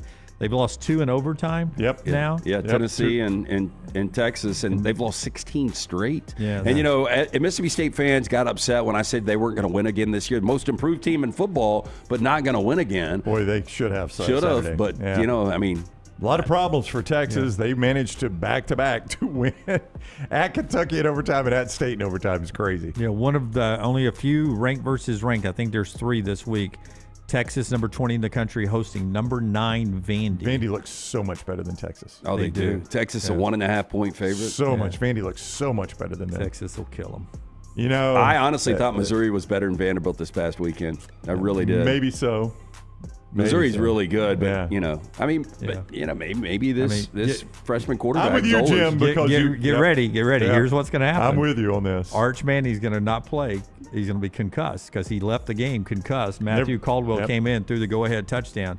I have a feeling Arch isn't going to play this week. Caldwell's going to play. Caldwell had a perfect day. He was 1-1. But I'm saying he's going to end up starting playing, and it's going to unlock this offense. Because Arch, I guess, is still in the tent in Starkville. He never came out and the game ended, so I don't know where Arch is right now. I don't know if he's still on the sidelines of Starkville and they're just cutting grass around him. But he did throw for 346. He had his best game ever as a Texas quarterback. They remembered Wingo was on the team. That's right. Yeah, Wingo had a 184 yards. big game. Yeah. Second down. Better chance of saving job this year, Mike Norvell or Hugh Freeze? I think both of them are to the point where do we really pay now? Freeze's buyout is far more manageable. He's got a very Auburn-friendly buyout. But at some point, you got to say, do we buy a coach out right now just to get into this coaching search? Because if you're Florida State and Auburn, you're behind. You're down. You're not even meddling in this thing. LSU, Penn State, Florida, all in front of you, and that's not all the openings yet. There are still going to be more openings. So, I mean, crap, you paint a scenario where USC could be an opening, and then Ole Miss is a better job than Florida State. It may not be better than Auburn. You can argue that, but it's better than Florida State. Yeah, for the record, so I don't leaves Ole Miss. think that would happen with Lincoln Riley. I'm just saying he is tied to Brian Kelly, and if it can happen to Brian Kelly, it can happen to Lincoln Riley. But I mean, we don't talk about this either, though. If you're Florida State and you get rid of Mike Norvell, it's a very, very good job. I don't think you want to do the Deion Sanders thing. His health is questionable. They looked horrible. Did you watch any of that? 422 yards allowed on the ground. And Whittingham probably could have scored. At one point, I was like, are they going to beat them 80-0? But Lance, does Whittingham have something against Prime? Because he was going for the throat. They blocked a punt up 40-0 with less than a minute to go in the first half. Yeah, but that was still first half. I know, but my God, you have got. He called off the dogs. He did call off the dogs second half. 40-0. They're blitzing. He called off the dogs in the second half. But my point being, Brian Kelly's out there. Jimbo Fisher wants to get back in. I don't know if you want a reunion at Florida State of the national championship winning coach who would do it on a discount to go back to Florida State. James Franklin's out there. I mean, it's a worse place to land if you're Franklin than Florida State with that recruiting. I mean, some of these guys who are getting fired actually have pretty good resumes. And I feel like some of the guys you're saying would be palatable for Florida State, but Auburn fans wouldn't be excited about them. Well, I was talking Florida State. I know, but that's what I'm saying. Yeah. So that might impact my decision if I'm Florida State. Is like, we get Jimbo, we get Franklin. I don't know about Deion because of his health, but we get Jimbo or Franklin. Our fans will like that. I don't think any of these fan bases, like if Lane Kiffin ultimately goes to LSU or Florida, I think those fan bases are excited. I think there's going to be a lot of disappointed fan bases because I really believe Brian Kelly right now has got to be in the mix for Penn State and Florida. Yeah, I would say I don't know about Brian Kelly. He just looks. I mean, tell me what's different of what we saw at LSU that we saw at Notre Dame? What was different? Nothing. It's exactly what he. Well, he finally had really good quarterback play, but the defense was garbage. Yeah, I'm just saying, never had elite quarterback play at Notre Dame. Luke said this, and I agree 100%. In that second half, how many times did they catch him on camera saying, "Joe, what are we doing throwing that without a timeout?" Or "What the F is going on?" It's like he was lost. Yeah. Like he didn't know what was going on. It was the same thing at Notre Dame. I don't know how. I don't know how good of a coach he really is. He's always been a bad look on the sideline, always. And it does seem like head coaches are in control, elite head coaches, and it's like he's one step behind. Like, what did you guys just do? Yeah. Like he's not even involved in some of the play calls, which is a little confusing. But let's not forget there were a lot of people that had LSU winning a national championship this year.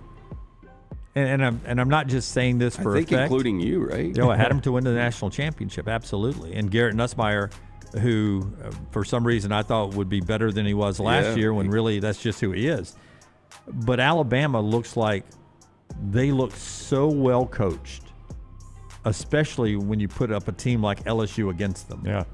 You know what I mean? Yeah. They just look well coached. Yeah, that game doesn't even. Their play designs. Does that even look winnable for LSU? I know, again, it's the SEC and anything can happen, but LSU going into Tuscaloosa. No, but I'm with you. I mean, they've got talent on the field. So, but I'm just saying that I want a coaching staff that looks like they are better than the other sidelines. And when you look at play calling and all of that Alabama coaching staff looks good. So I want me a slice of that. Not necessarily the Alabama guys, but that's what I'm looking for. I mean, I think they're. Like you look at Kirk Cignetti and his coaching staff, they look like their team is better prepared and they're calling better plays and better defenses than the teams they're playing. Yeah. Back to you know what I'm saying? point that, I do. you I do. made earlier.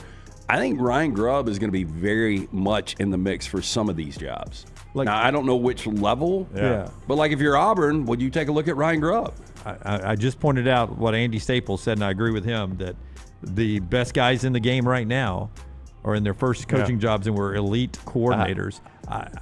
Brown, I will go. Lane Kiffin's coaching staff looked like they were a step ahead of Oklahoma all day long. They absolutely did. Charlie Weiss Jr. is another one of these guys that if I'm at Florida State, why not Charlie Weiss Jr.? I think Lane's calling the plays, but I mean that's not gonna. I'm still, I don't know. Penn State's not gonna do it. LSU's not gonna do it. Florida's not gonna do it. But when all this starts to trickle down, when all these hires create the trickle down, if I'm one of the trickle downs, Charlie Weiss Jr. is right there for me. And look, I don't think Vanderbilt has great players. I just think that team's so damn well coached. Clark Lee is very impressive. I don't know if y'all watched his interview on game day. He is just so impressive. Yeah. Like calm demeanor. He is who he is. With their play calls, but you could tell they're buttoned up. Yeah. I mean, it's just. I mean, it's Saban-esque. The way he talks and builds his program, it's Saban-esque. And let me tell you something. You guys tell me if I'm wrong about this. The thing they do on game day, where they've all got the long pointer and the thing saying they say stop and it gives them a question. Saban's on there completely unsolicited. And you tell me if you think Nick Saban says this just off the cuff or if he's either seen something or been told something. Nick Saban says, let me tell you what, Vandy, if y'all want this Clark Lee guy to stick around, you better start investing in him or he's going to go take another job. Like Nick Saban doesn't just randomly say something like either Clark Lee says something to him. Sexton sent him a text. Or Jimmy Sexton, who was Clark Lee's agent as well, told Saban. I don't think Nick Saban just randomly says that out of the blue. Well, I mean, you got to either or get off the pot. If you're Vandy, you want this to continue, you got to pay the guy to stay. I mean, that's a well-coached team. Elko and them. I mean, that looks like a well-coached football team, doesn't it? Oh, yeah. Yeah, Elko, we talked about this when he got the job. Like, I thought last year they had a chance in year one to make a run for the college football playoff, and they really did if they would have beaten Texas. Just didn't look good late in November. And I'm going to be wrong. 2 weeks ago, I said they're going to lose 3 of their final 6. Yeah, now you feel bad. Yeah, I mean, they get better and better each and every week. Levy and his staff. And they still turn the football over and still win games. Levy and his staff, I don't think they have the players. That's a good coaching staff. I agree. think. That overtime was a complete disaster for them, but I don't know that you entirely pin that on Levy. I mean, it was a disaster, though. Probably should have punted out of bounds. It was a disaster. Yeah, I agree with that. Brent Key and Georgia Tech, well-coached team. If you're okay with the guy wearing cut off sleeves and a hoodie, because that is Brent Key's look. 2 questions before the year I never would have seen coming. Third down, we'll go better chance of winning a playoff game this year, Daniel Jones or Lane Kiffin? I think I would take Lane Kiffin here. Because he's probably going to get a home playoff game. That's what I was about to say. Yep. So is Daniel Jones. But they're going to be so good that they're going to get a bye. Yep. And they're going to play a better team in their first playoff game instead of playing one of the worst playoff teams. So you're saying the Colts will win the AFC, you think? I think that's right. They only have There's one only bye one now. bye, so they're going to have to win. Yeah, but I mean, they're trending that way right now. Not to win the AFC, but have the best record in the AFC. But to me, the 2 teams right now that are the best in the AFC, the Colts and the Chiefs, who play tonight, Chiefs have already got 3 losses. Yeah, but that's the NFL. I mean, you're going to get a quality. I think Lane Kiffin, I tell you what, they're in a really good spot to maybe be that 5 seed and get a home game against the 12. Rivalry game with Memphis. Rivalry game with the border war with Memphis. Yeah. But Ole Miss is trending to that spot right now. If you kind of look at where they are, well, that was a playoff clincher for them. So I think I'll go Lane. I'm gonna go Daniel Jones just because I feel really good the Colts are gonna win a playoff game, and I just don't know if Ole Miss still got to get there, which it's going to be nearly impossible if they don't. What I just said now, let me take that back. Mississippi State could beat them, though. State could. Texas A&M and Alabama playing if neither one of them lose again, and that's your SEC championship game. We're about to go through a ton of scenarios in the next segment, but it's fascinating where we are in the SEC because we can't get 7 in. We got a lot of them. So there's going to be good teams left out. Let's do 4th down. 4th down. How about this before the season? Better chance of winning a playoff game this year, Aaron Rodgers or Diego Pavia? I'm going to go Aaron Rodgers on this one. Now, Pavia, on the other hand, is going to get a road playoff game if he gets one at all. He's getting a playoff game. Ooh, I don't know, Lance. When we start going through this, there are only so many places. I get it. That only was so many spots. Such a massive win for them. It was, but I am not putting them in the playoffs. I'm with Dunaway. You start talking about Vandy being better in Texas, Vandy being better in Texas, it sets up for Texas too. Now look, as Scotty's showing you, if they can get past Texas. Well, all they got to do is win Texas or Tennessee. That's all they got to do is beat Texas or Tennessee. Yeah, but first of all, it's not guaranteed they're in with 2 losses. Nope. If there's multiple SEC teams with 2 losses, they could be left out. How could you leave? They're going to have 4 top 25 wins. Let me get Lance. They will not be left out. Lance, Okay. listen to this. And I know we're going to do this in the next segment. Do you want me to hold it for the next segment or Just do it right hold now? it. Jim? Yeah, hold it. Let's hold get it. into this SEC breakdown here. But, I mean, are you going to be shocked if they lose all 4 of those? I'm not gonna. It's not gonna blow me away. I've seen wilder things. Auburn would surprise me. Kentucky would surprise me. Yeah, I mean, this Kentucky and Fayetteville Auburn team would is they're better than that. Yeah. I just don't see that. But if they lose to Texas and Tennessee, I'm not shocked at all. Yeah, and then they're 9-3 and they don't get in. Yeah. But I think all they got to do is split that. Yeah. And then Aaron Rodgers, I took the cheese on Nussmeier thinking because he was coming back was going to be the same guy.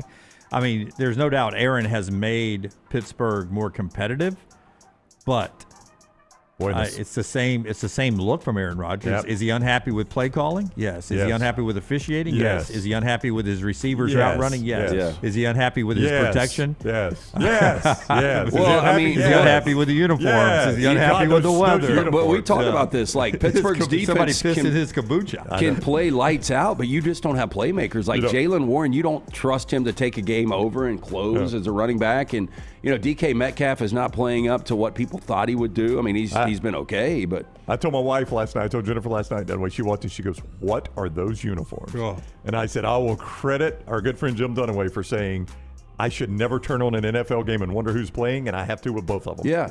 And that's one of those things. If you're going to bring those out of Pittsburgh, don't do it against Green Bay. No, and if you're Green Bay, don't wear that again. Yeah. You're freaking Green Bay. The best uniform game yesterday was Denver and Dallas. I agree. Because Denver wore their proper uniform. It looked like it was 1977 That's right. again. Yeah, felt like old Craig Super Bowl, Morton was playing who was the Danny White. And listen, Orange Crush defense. You can sell all that stuff in the shop, and people can wear it if they want to, but don't put the team in it out there. It looked horrible last night, and I mean, it was a competitive game, and Rodgers doesn't get revenge. But look at those. That's what a blown opportunity from Cincinnati, though, against the Jets. Yeah, yesterday. that's right, to make up ground. And that's going to be the thing. Like, Aaron Rodgers is probably going to get to the postseason just because of this jump they've got on everybody else. So Flacco and Bengals, for those that missed it, scored 38 points and lost to the Jets. Lost to the Jets. Yes. Yeah. Meanwhile, Myles Garrett had 5 sacks in one game. Yeah. And his team lost. Oh, they're awful. Yeah. Well, they weren't last week. That's unbelievable. Beat the Dolphins like a drum last week. By the way, thank you to the Dolphins and the Buffalo Bills. I did you a favor. Tampa Bay now with a full 2-game lead. Listen, basically halfway through the season. I cannot believe Spencer Rattler finally gets benched. Yeah. But I was sitting at a bar next to a Saints family yesterday and watching that first defensive touchdown from Tampa Bay. Yeah. Like, Rattler is so bad. Dunaway easily gets his last name rattled. I just sat and watched the Falcons for 60 minutes of football. If y'all don't have that division locked down by the first week of December, you need to fire your coach. I mean, that is a terrible division. Well, just when Carolina started to get a little steam, and the Falcons both were awful yesterday. Yeah, well, I mean, Carolina was playing Buffalo, so they were with a backup quarterback, but still to give up 40. The Falcons were playing. Scott made the point. He's like, my team this year has been blown out by the Panthers and the Dolphins. And has beaten the Bills. And beat the Bills. I mean, make that make sense. Yeah, make that make sense. Can't do it. If Tampa Bay just beats the Saints, the Panthers, and the Falcons, that's 10 wins. And I don't know how you don't.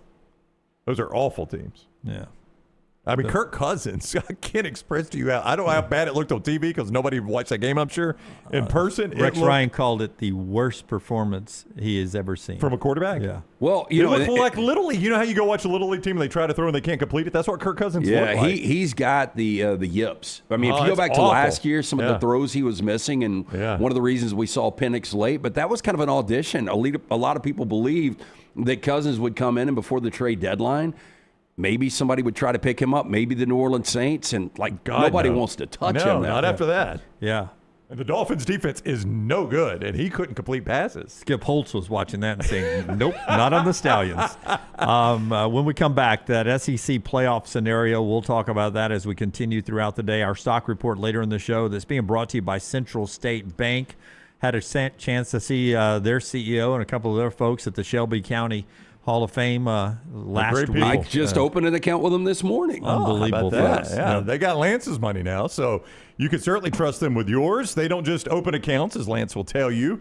They open relationships. It's a family-owned bank, community-focused, built on trust for more than 100 years. Central State Bank has served Shelby County, Tallapoosa County, and all of Central Alabama with local decisions and personal service that feels like home. So, whether you're starting a business, buying a car, planning for tomorrow, Central State Bank is here for every step. Central State Bank, rooted in community, driven by relationships, member FDIC. And if you don't want to look like the Great Pumpkin this time next year, go to my friends at Way to Wellness. Leslie and her board-certified team will help you jumpstart your weight loss. One easy click, aplanforme.com, aplanforme.com. You can find several ways to jumpstart your weight loss. Injection therapy is a good way to get going in a positive direction. Meal replacements. I use these protein bars to keep from bad snacking. It helps me out tremendously. And they also help you maintain your weight loss. And listen, it only takes a few pounds lost to sort of get you motivated to keep going and keep going. That's what Leslie and her board-certified team will help you do. Planforme.com, no contracts, no sign-up fees, and your first consultation is free. They got special diets that'll help you with sleep apnea and so much more. Go get it done at planforme.com. It's Way to Wellness, your journey to healthy living. Follow LT on Twitter at @TheLanceTaylor. Yo, kinfolk, what's good, man? Let me holler at you for a minute. You know how life can be life. You're out there chasing that dollar. Every dollar is accounted for going somewhere. Then all of a sudden, bam! Out of nowhere, a car accident. All I had to do was hit up my people at Alexander Shinara Trial Attorney. You already know when that dude Alex pulls up the trial, he shuts down the litigation situation. Yo, go to Shinara.com. Hit him up at 659-777-7777. Call me, Alabama. No representation that legal services provided are better than any other provider. Sterling and the fine folks at Champy's Chicken on Highway 119 in Alabaster want to welcome you in for a great lunch or dinner starting at 11 a.m. every day. Chicken that's brined overnight and cooked to order, and the taste of the Delta with those Delta recipe tamales. Champy's is perfect for all your tailgating needs this football season. You can also choose Champy's for your next party, wedding, or birthday. Great food, great people. Champy's Chicken on Highway 119 in Alabaster, and everything online at champyschicken.com. Catch up on all today's Next Round on demand through the podcast platform of your choice, Apple, Spotify, iHeart, or Google Podcast, wherever you listen. Always like, follow, subscribe, and turn on automatic downloads so you never miss any part of the Next Round. This hour of The Next Round is presented by the Birmingham Racecourse Casino, now featuring 7 days of giveaways with your chance to win a share of up to $125,000. The more you visit the Birmingham Racecourse Casino, the more chances you have to win. When you crave activity like we do, you belong in the Roback family. Get the best golf wear, hoodies, and activewear for men and women at Roback.com. Use promo code TNR20 to get 20% off your order. That's Roback.com, promo code TNR20. To everyone who craves a fresh meal made just for you, let our team member Jacob share what's special about Culver's. In Wisconsin, our food comes from the heart, and taking the time to handcraft your meal with care is how we've always done it at Culver's. It's why your Butterburger doesn't touch the grill until after you order. Come to Culver's and let us serve you a Butterburger, made special just for you. From Wisconsin with love, welcome to Delicious.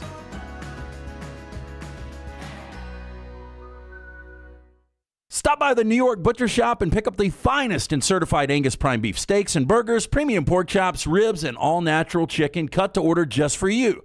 Their chef-prepared entrees and side dishes are the perfect dinner-to-go choice for your family and are ready to heat at home. With a great selection of fine wines and desserts, the New York Butcher Shop is your one-stop dinner shop. 2 locations to serve you, Cahaba Heights and on Highway 119 in Greystone. The New York Butcher Shop, rare quality, well-done service. Get all your favorite Next Round gear all in one place, nextround.store. From our Next Round hats to the logo tees to the all-time best-selling Y'all Can Have the Rest shirt, you can look your best by shopping with us at nextround.store. Take the Next Round anywhere with nextround.store.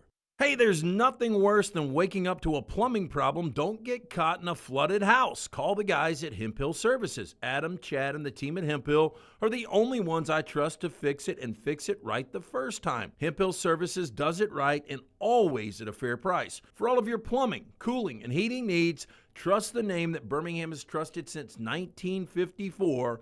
That is Hemp Hill Services. Call now, 205-229-2090. That's 205-229-2090. It's bow time. Tired of choosing between sweet and savory? Why not have both? Introducing Bojangles' new chicken and bowberry waffles. The bold Cajun chicken filet you love, now drizzled with a bowberry honey glaze and sandwiched between two warm waffles. Which means your favorite meal of the day just met your new favorite dish. And lucky for you, it's served all day. But it's only here for a limited time, so try chicken and bowberry waffles at Bojangles today. It's bow time.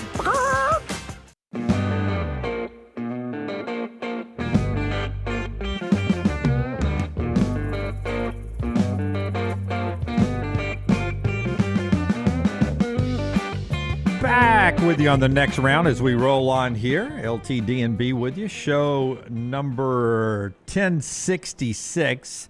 While Tyler gets cut number 9 ready for me, we'll tell you the show being brought to you in part by a man, Dr. B, where Lane's got good hair, but a little thinning on the very top back there. Maybe he could use a little Dr. B consultation. Yeah, look, I mean, Lane is knocking on 50, right? Probably. Yeah, I mean, this happens. You get a little rain out there, and you start to see how you're thinning out a little bit. But Lane can make the call that we made to Dr. Beckenstein and that great staff, T3hair.net for more information. T3's got that new test. It's easy, painless, takes seconds to perform. It's going to show you exactly what Dr. B and that great staff can do for you. I do that non-invasive treatment 3 times a week, 30 minutes each time on the couch. My hair's more than doubled in thickness over the last 4 years. T3hair.net for more information. 50 years old back in May, so he is 50 years old. Lane Kiffin. He's also got a team that could be on their way, when it's all said and done, maybe to their first ever SEC championship game. Ole Miss has never been.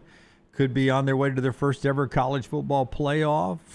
Could be on their way to losing their head coach to another school. A lot of distractions out there. Here's Lane Kiffin talking about the distraction of the playoff race.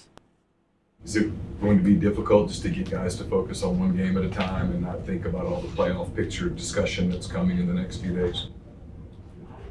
I don't think so, just because we don't, that's like not even our language, whether it's right or wrong. I don't talk to them like about that and playoffs and where you're ranked and any of that stuff. I just don't. That's just my philosophy, never have. You know, we really, actually I did when I was younger.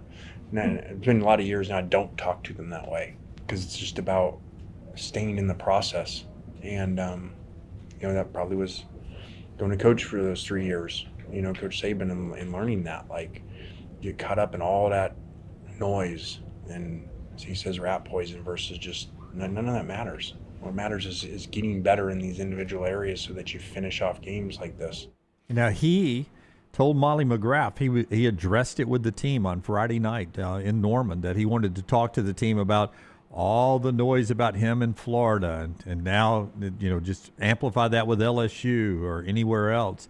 Smart move to address it with your team? I don't know what he said. Well, you know, I wonder if you could use it in this regard. Hey, look, we are a family. We're a team right here. We're all trying to accomplish one thing. The thing I can tell you is we're all together for this season. Like, some of you guys will go to the NFL. Some of you guys are going to hit the portal. Let's just focus on our immediate family for this year and what we've got moving forward. 4 regular season games. If we do what we need to do, then we're going to be in the postseason, and let's just literally cliche take it one game at a time. I do believe with that win, they are in. Like, you cannot find more than one more loss coming up on this schedule. And congratulations. You guys know I've never been the biggest Lane fan. I do appreciate the fact that he has really matured as a head coach. And it seems like he's got a lot of things in his life in order, which is great for him. But you got to give him a ton of credit because it is one. You know, it's like they take another step each and every year. Yeah, and I agree with you. I felt that was a ticket puncher for them. It was not going to be for Oklahoma. Oklahoma would have still had work to do, but that was a ticket puncher, Jim, for Ole Miss. Okay, so Ole Miss is ticket punched. Yep. Ticket punched. They're Texas in. A&M? They're in. Texas A&M in. Okay, no Yep. way they can. I mean, forget at Missouri, South Carolina, Sam. Who's Sam? I don't know. Oh, I saw Herbstreit. That's a good moment for Samford, though. It was. And then at Texas, no way A&M can miss it, right? I don't think so. They've got 2 losses in there. Well, I mean, or maybe 2. They're going to have to find 3. Yeah, in there to completely miss it in all likelihood. So they're in. Vanderbilt? Punched. No. Let's come back to them. I've got 5 SEC teams that I believe are in. That's the number. If 5 and get in, I think Vanderbilt's your 5th. If 5 get in, Vanderbilt gets in. So you think Big Ten's only 3 is what you're saying? Yes. Okay, so you're also saying Alabama and Georgia are punched? Yes. Okay. So no need to play November. I mean, look, forget November. I mean, there are difficult games moving forward. I just believe with how good the SEC is right now, they're getting 5 teams in, and I think the 5th will be the Vanderbilt Commodores at 10-2. What looked like an incredibly challenging November for Alabama, you'll have to admit, has eased up a little bit. They're about to play an interim coach. They're about to play what? How is it changed? Because they're about to play. I'm saying from the preseason. When you're the guy that's going to come in. You're going to come in next Tuesday and say, I always say that interim coach ends up. You missed it. No, interim coach. I've got a philosophy. Interim coach. I'm 3-0 with interim coaches. It's going to be interim coach. No, it didn't work though because Colorado State lost. So that trend and/or angle for the Brown Bandits is dead. They didn't just lose. They lost 28. This game got more difficult without Brian. The most difficult game they've got on their schedule now is in Jordan-Hare against Auburn. Yeah, because Oklahoma. Nope. That defense is better than the defense Alabama just faced. I agree. Against South Carolina. But that defense also, Ole Miss, had a lot of success against that defense. There's nothing given, guys. There's Nothing's nothing given, but you're asking us our opinion. I think Texas A&M's I thought Ole Miss's offense actually, I mean, for anyone that is exposed and nobody has, for the number one defense to give up 431 yards and 9 of 21 on third downs and not force a turnover at home in a loss. But I think Oklahoma's biggest problem is their offense is starting to. Yeah. The material's not the same. The material's not the same. I don't know if it's still the injury. I don't know if Ben Arbuckle, if film has caught up with Ben Arbuckle now. I don't know what it is. But or both of them. Or both. It could be injury. Yeah, it could be both, injury and film. But Alabama is not losing more than one of these games. Yeah, my only point was you're going to play interim coach. You're going to play team whose offense is doing that. And then you got to go to Jordan-Hare, which is always difficult. But that's a team that just had to change quarterbacks. Yeah, so, you're a touchdown or more favorite in all 3 of these last 3 SEC games. And you could still lose another game and be okay. So I like Texas A&M. I like Alabama. I like Ole Miss. Now you get to the 4th spot and maybe 4th and 5th. Georgia has still got some tricky games. I mean, Georgia Tech's their toughest game left, I think. But you could lose that one and still get in. Texas at home, it is hard for me to see this Texas team beating Georgia. Kirby owns Sark. He owns Sark, and this is Sark's worst team at Texas, maybe. By the way, cocktail party this weekend. That's going to be a tough game. With an interim coach, and a freewheeling quarterback. Yeah. What am I supposed to do now? Yeah. Do this right here. I'm just saying. Interim coach. No, first game. I do think that's tricky. Mississippi State, I mean, they'll probably keep it close and do what Mississippi State does.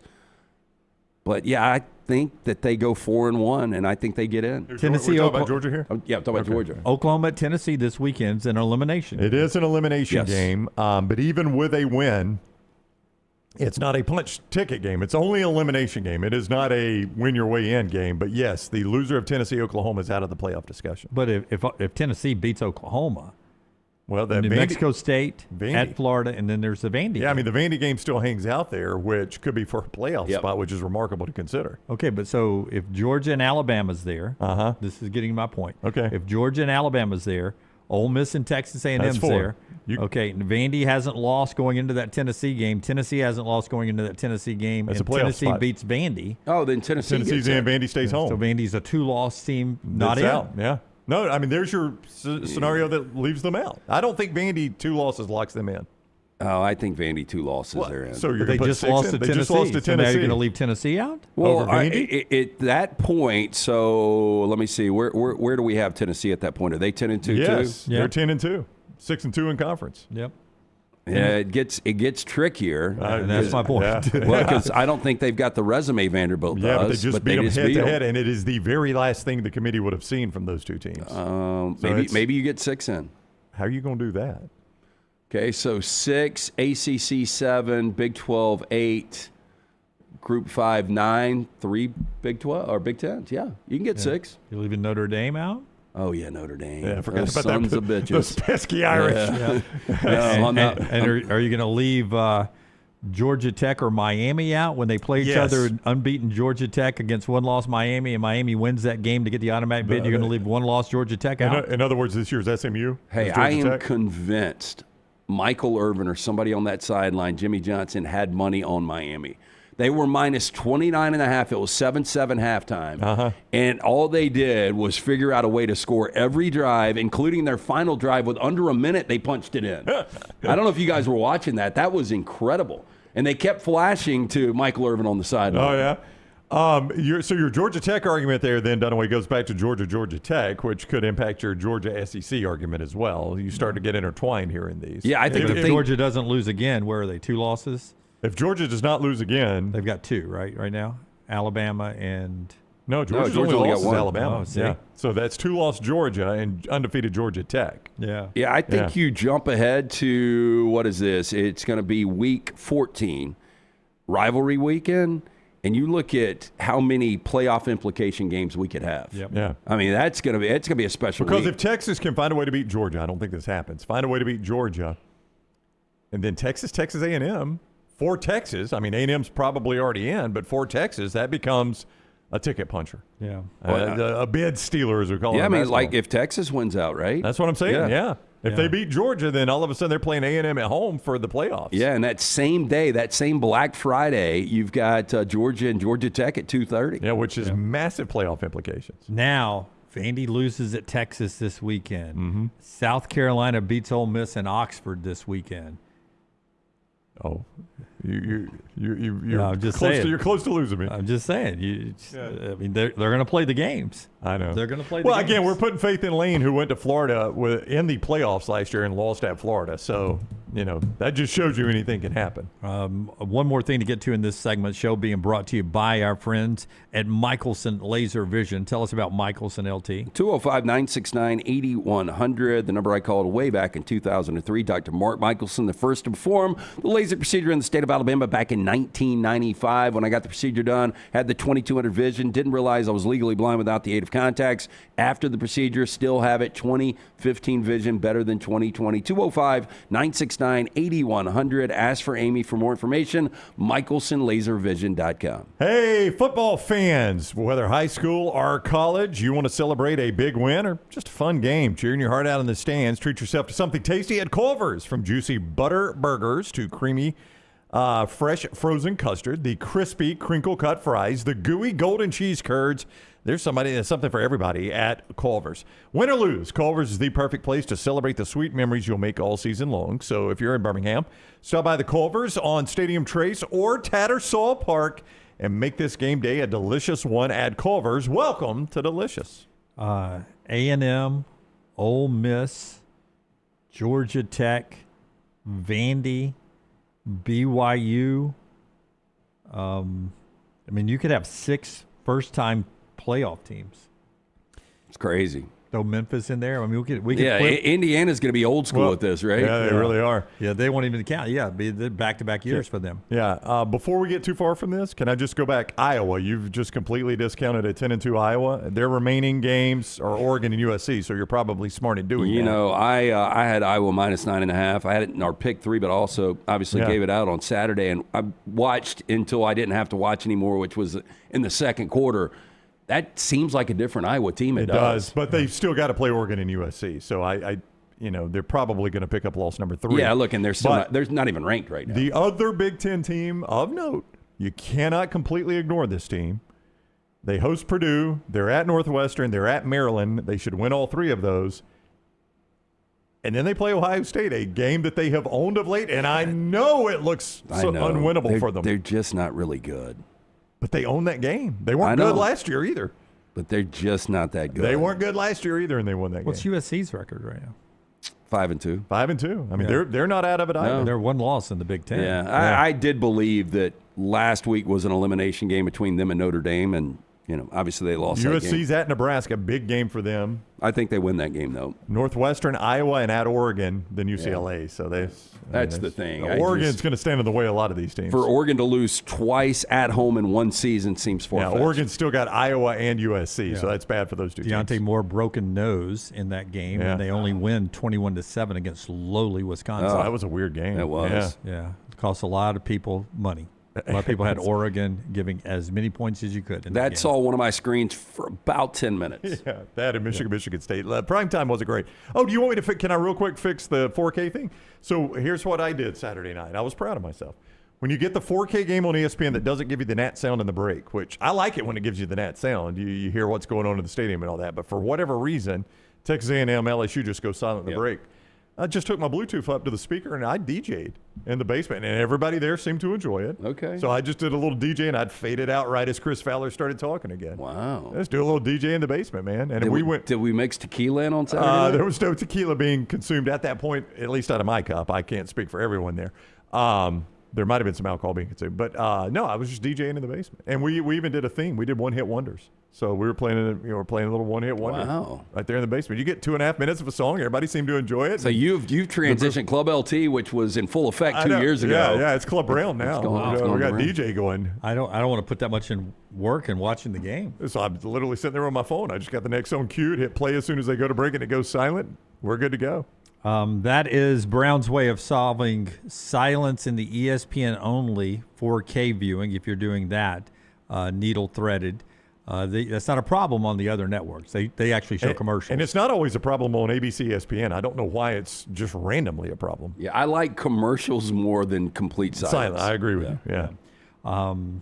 That is a little college football conversation. We'll continue it coming up on the other side. The show being brought to you by our friends at Company Distilling. Tell us about Company Distilling, LT. If you've been waiting to try a whiskey that is good as the company you keep, now is your moment. Available in Alabama, Colorado, Florida, Texas, a lot of different states out there. For more information, just go online, go to companydistilling.com. You can scan that QR code right there. We've got a great Company Distilling giveaway coming up at the end of the season, but pick up a bottle this week. They've got it, maple, apple, just fantastic new bourbon right there from our friends at Company Distilling. And our Bojangles tender moment of the day, the Vandy student, Tyler Huang, or just Wang, $500,000 McAfee gave him for kicking the kick on game day, and then he threw $250,000 to charity. He bombed that kick, too, by the way. Did. I don't know if you were watching. In socks, I think. I think he kicked off I didn't notice that. His flops. I think they're starting to make sure these guys, they know who's coming out to kick. Yeah, we get a lot of guys that kicked a couple of years in high school all of a sudden, rather than just random person kicking it into the crowd. And now, you get a chick that misses it, they still give the money. Yeah. I think this thing has completely jumped the shark. Oh, I love it. Just walked away with $500,000. I love it. It's they fun, say fun that's legit. ESPN says that's legitimately McAfee's money. It really is. That's what they say. Yeah. Well, I mean, there's got to be a tax break. I guess. Yeah. I don't know if Hence I give the $250 to charity. Yeah, that's right. That helps it a I little mean, bit. that shows you how much money he's making. But it probably is, but it's just, deferred taxes. Yeah, that could be just his YouTube money. Good turnout by Vandy, though. It was a good look for them. Yeah. And then they go win the game. Sure was. Hey, that is the tender moment. He is in socks right there. I did not notice that as I was watching live. So essentially a barefoot kicker like we used to have back in the day. Bojangles brings you the tender moment every single day. You can make it bow time at your college football watch parties or your tailgates for high school or college football. Those hand-breaded chicken tenders, great sides, great dipping sauces that go with those tenders right there at Bojangles. Pelham has that brand new Bojangles on Pelham Parkway, just opened this past week. You got one near you. So as always, make it bow time. Follow Brownie on Twitter and Instagram at Ryan Brown Live.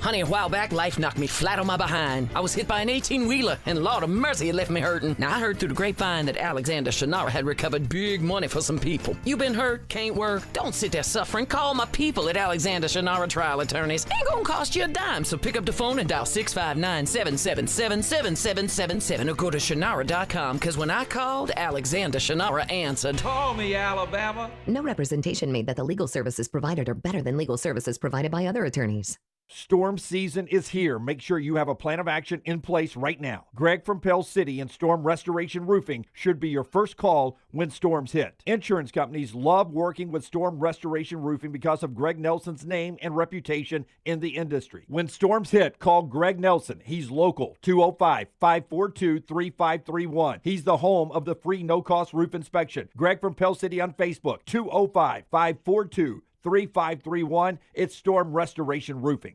Sterling and the fine folks at Champy's Chicken on Highway 119 in Alabaster want to welcome you in for a great lunch or dinner starting at 11 a.m. every day. Chicken that's brined overnight and cooked to order, and the taste of the Delta with those Delta recipe tamales. Champy's is perfect for all your tailgating needs this football season. You can also choose Champy's for your next party, wedding, or birthday. Great food, great people. Champy's Chicken on Highway 119 in Alabaster, and everything online at champyschicken.com. Hey, Lance Taylor from the Next Round to tell you about my friends at Michelson Laser Vision, located conveniently UAB Highlands. Almost 20 years ago, I went in for the procedure. Only took 12 minutes for both eyes. When I went in, I had 20/200 vision. I was legally blind. Now I have 20/15 vision, still 19 years later. Make the call today. Schedule a hassle-free consultation. 969-8100. Dr. Mark Michelson, Dr. Jen Michelson, Michelson Laser Vision. Make sure you tell them the Next Round sent you. 969-8100 or MichelsonLaserVision.com. Never miss anything from the Next Round when you listen on demand through the podcast platform of your choice. Apple, Spotify, iHeart, or Google Podcasts. Wherever you listen, always like, follow, subscribe, and turn on automatic downloads so you catch every part of the Next Round. Listen anywhere in the world at any time on the Next Round podcast feed, and support the show by following, subscribing, and turning on automatic downloads on any podcast platform. Thanks for always making the Next Round a big part of your day. Remember the name Way to Wellness if you're battling weight loss in your life. I'm Jim Dunaway from the Next Round. There was a time I was over 216 pounds until Way to Wellness helped me lose 45 pounds, and now for over 2 years, they've helped me keep that weight off. Here's their website, aplanforme.com, aplanforme.com. That's a great name for a website because there's no cookie-cutter plan. Everything is designed specifically for you. No contract, no sign-up fees, and your first consultation is free at Way to Wellness. Twin Peaks is the best in the game. Here, you're in the red zone for every college rivalry and divisional matchup all season long. I mean, where else are the scenic views as good as your view of the game? Only at Twin Peaks, the #1 sports bar. Catch up on all of today's Next Round on demand through the podcast platform of your choice. Apple, Spotify, iHeart, or Google Podcasts. Wherever you listen, always like, follow, subscribe, and turn on automatic downloads so you never miss any part of the Next Round. It's bow time. Tired of choosing between sweet and savory? Why not have both? Introducing Bojangles' new chicken and bowberry waffles. The bold Cajun chicken filet you love, now drizzled with a bowberry honey glaze and sandwiched between 2 warm waffles. Which means your favorite meal of the day just met your new favorite dish. And lucky for you, it's served all day. But it's only here for a limited time, so try chicken and bowberry waffles at Bojangles today. It's bow time. Jim Dunaway, Lance Taylor, Ryan Brown. Live from the Birmingham Racecourse Casino Studios, the Next Round, presented by Bud Light, is on now. Final hour before I tell you about Champy's. Alabama basketball beat Furman yesterday on the road, 96-71. Aiden Holloway, 18 points, 4 threes. Phylon with 16. Latrell Wrightsell with 12 points in that game as he's healthy again. 1 week from tonight, they open up the season against North Dakota. But an exhibition play yesterday, Michigan beat St. John's at Madison Square Garden in an exhibition game, 96-94. Yax Lindenborg from UAB to Michigan, 25 points, 10 rebounds, 4 assists. Kentucky beat Purdue by 13 yesterday. BYU beat North Carolina in an exhibition play yesterday. A.J. Dabatsa, 18-8 against North Carolina. Duke beat Tennessee. And Houston beat Mississippi State 61-52 in a defensive struggle. But exhibition basketball, that's changed a lot since they used to roll in. Do they televise any of it? I didn't know they played yesterday. ESPN Plus had a lot of them yesterday. But it's who was it? Athletes in Action? Oh, yeah, and Marathon Oil. And Marathon Oil. Athletes in Action was like a Christian organization, right? And the Marathon Oil was just some corporate sponsor team, a bunch of former college players. They would play the Australian national teams. Yeah. The Soviet Union national teams, red and the other one, would roll in and travel around. Now you get at Madison Square Garden. I mean, I mean, MSG seems like that costs a little money Yeah, I to would rent agree. that place out. Well, and I can't believe they would get a crowd that, like, who's going to go watch exhibition basketball, especially in that market when you got the NFL going? I don't know. Maybe because in that market the NFL sucks. I don't know. Yeah, well, it really does. Well, now when Scatterbo went down. Yeah. We get to Michael on the phones and more football talk here after I tell you that this hour brought to you by our friends at Champy's World Famous Fried Chicken. Champy's Chicken, Highway 119 in Alabaster. Tailgating not just for football, man. You can do it for basketball season as well, or watching all the great games all the way through March Madness. Sterling is there for you on Highway 119 with those Mississippi Delta recipe tamales, the hand-cut chicken fingers, the chicken that is cooked to order, brined overnight, juicy to the bone. It's Champy's Chicken, Highway 119 in Alabaster, champyschicken.com. Michael wants to talk to us about the LSU coaching job. Michael, it's your time. What's up, man? What's up, Jim? Hey, what do you guys think about Urban Meyer at LSU? I just don't know I doubt that's going to happen. Yeah, Michael, thank you. Appreciate the call. I just don't know if Urban's ever going to do it again. Yeah, I think you're. I would be over the moon if I was an LSU fan if they were able to hire Urban Meyer. Now, not the same with Brian Kelly, but Urban at least does have the national championships in multiple programs. So, I mean, would you deny at all that if he takes that job, I mean, he's going to have success, right? It seems like he wins everywhere he goes. Everywhere. So, Urban Meyer, how old? Urban Meyer 61? I was going to say 62.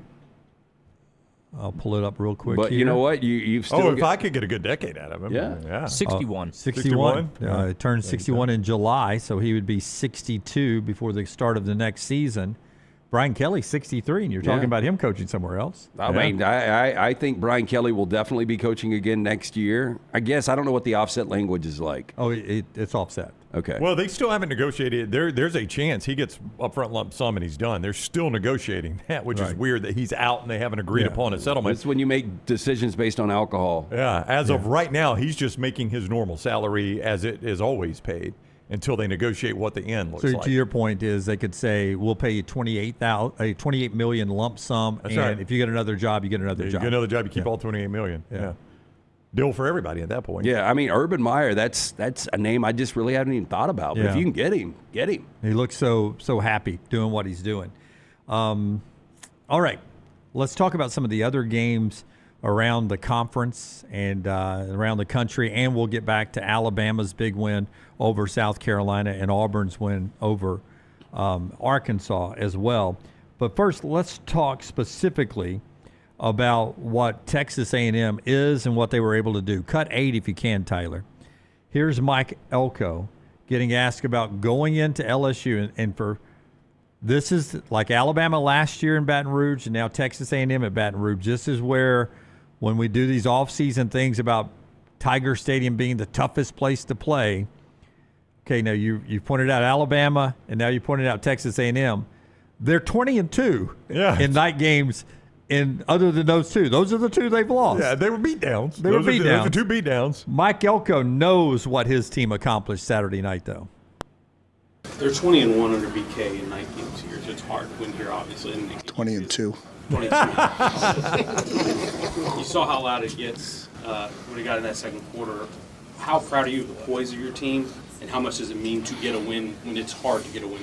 Yeah, it's a really hard place to win, and I think I still don't know that nationally there's a complete understanding of what it's like in these SEC away venues. And it's no disrespect to any other conference, but, it's just different. And the atmosphere, the environment, when all of a sudden they get some momentum and, the wheels start rolling, and it's hard places to play in this conference. Playing a night game in Tiger Stadium is a challenge, as evidenced by the fact I told the kids this the other day. I was the starting point guard on my high school basketball team the last time we won here. And so if that's any indication of how challenging it is to win here, you could put that image in your mind, Sam, and write about that. Yeah. It does not look like a guy that played the point. You think he had a handle? But they're at Missouri, which will be a little easier than that, though.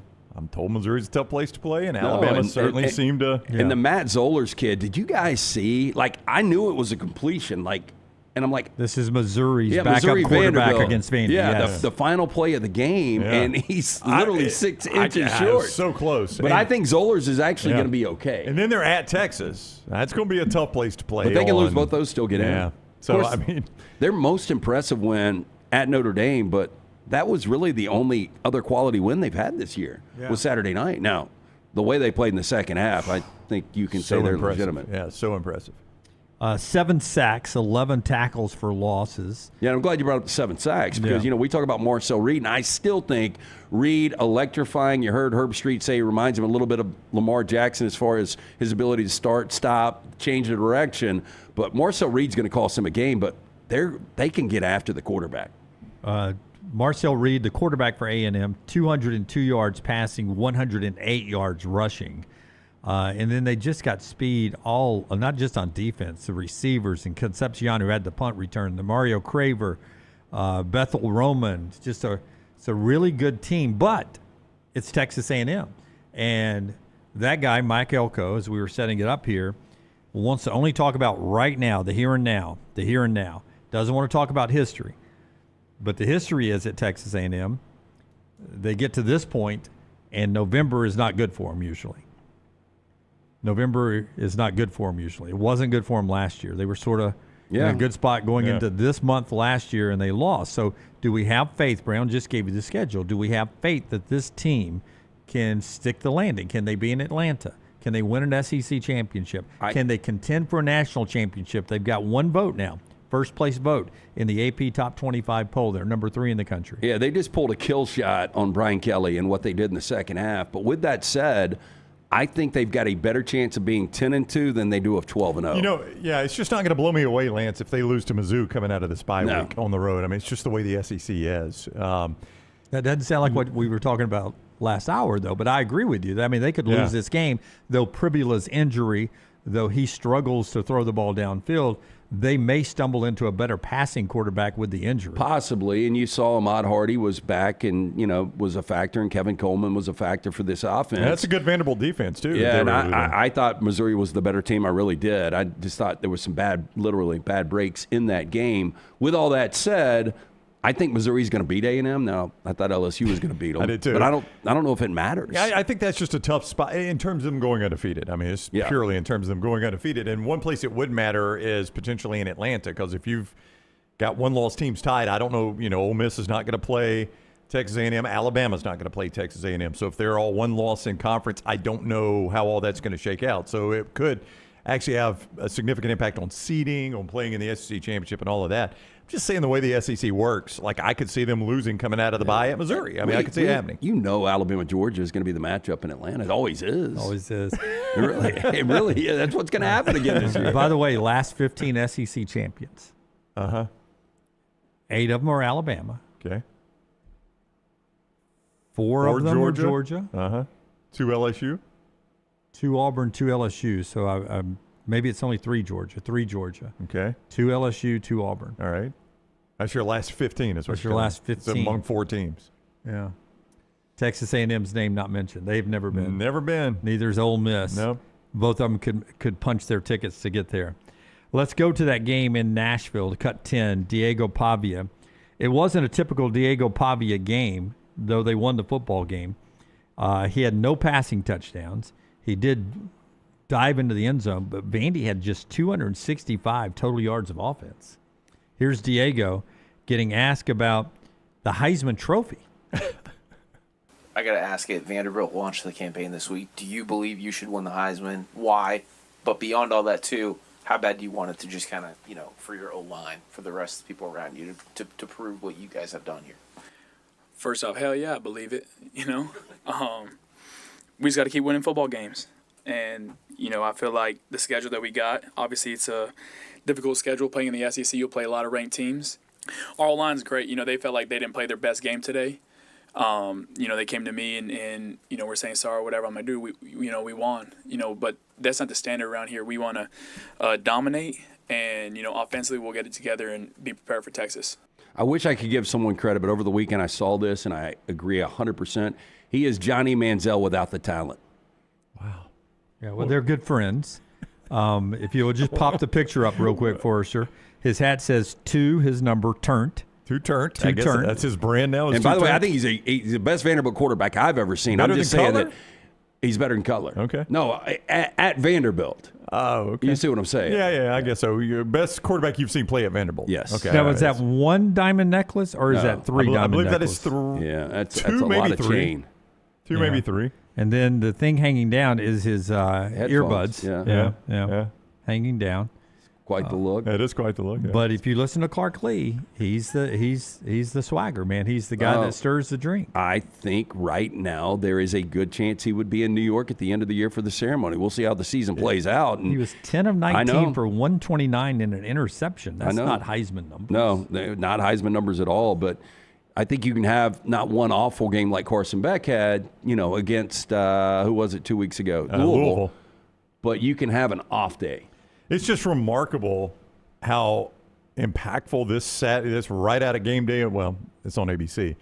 This 11 o'clock kick at Texas is Saturday. I mean, that is a massive college football playoff game. Texas, either might be out with a loss. Texas certainly is. Did you think, though, if Pavia gets in there where on the 4th down he dislocates the ankle, I think they win the game. I think I wondered about Drink not even kicking a field goal there, though. The points were at such a premium in that situation. I thought it was about 10-10. it, but I felt like, and I had Missouri as my biggest play of the day, I felt like if they got in at that point, then the game was over.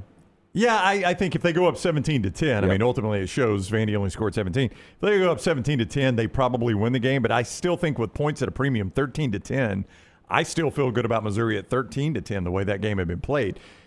With that said, the initial reports, unless you've seen something updated, is that it might not be season-ending for Pavia, that initially there was no break or anything. I think it was just a sprain. Total dislocation, but they were getting an MRI yesterday. I did not see I saw an update. What was finalized. Yeah, but I'll go back and look. They were worried about some ligament tears. Yeah, I saw season-ending. Multiple sources said that. Well, then my apologies. I've seen that there was some hope that it might not be season-ending. Yeah, there was no break, but they were worried about ligament and tendon damage with the ankle coming all terrible. the way out. Yeah, it looked terrible. I mean, when you have to leave in an air cast. Yeah. We had one of those in my Vestavia high school football game the other night. Shut the game down for a second. Aircast? I'll tell you, when he got carted off, though, tough kid. Watching that injury, I didn't know if it was a compound fracture. I didn't know exactly what went down, but it wasn't like he was rolling around in a ton of pain. Yeah. Well, the Vestavia kid, too, he was trying to get off the field. He's a defensive end, Paxton Ussery, and he's coming off the field. And then finally the pain's too much about halfway, and he just goes down. And as soon as the trainers got out there, they're signaling for the paramedics to come. Yeah. Well, Scadaboo, was the same way. He wasn't writing in pain. Scadaboo wasn't. Well, that's one of those guys. I think you throw him off a building, he'd be okay. What? It was going to be fun to watch Dart and Scadaboo all year long together. And they were sort of that's a a dynamic, shame. fun I agree. Fun duo there. All right, some more college football here on the show that's being brought to you by our friends at Gray's Tree Service. We keep expecting Vandy to lose, and they keep winning.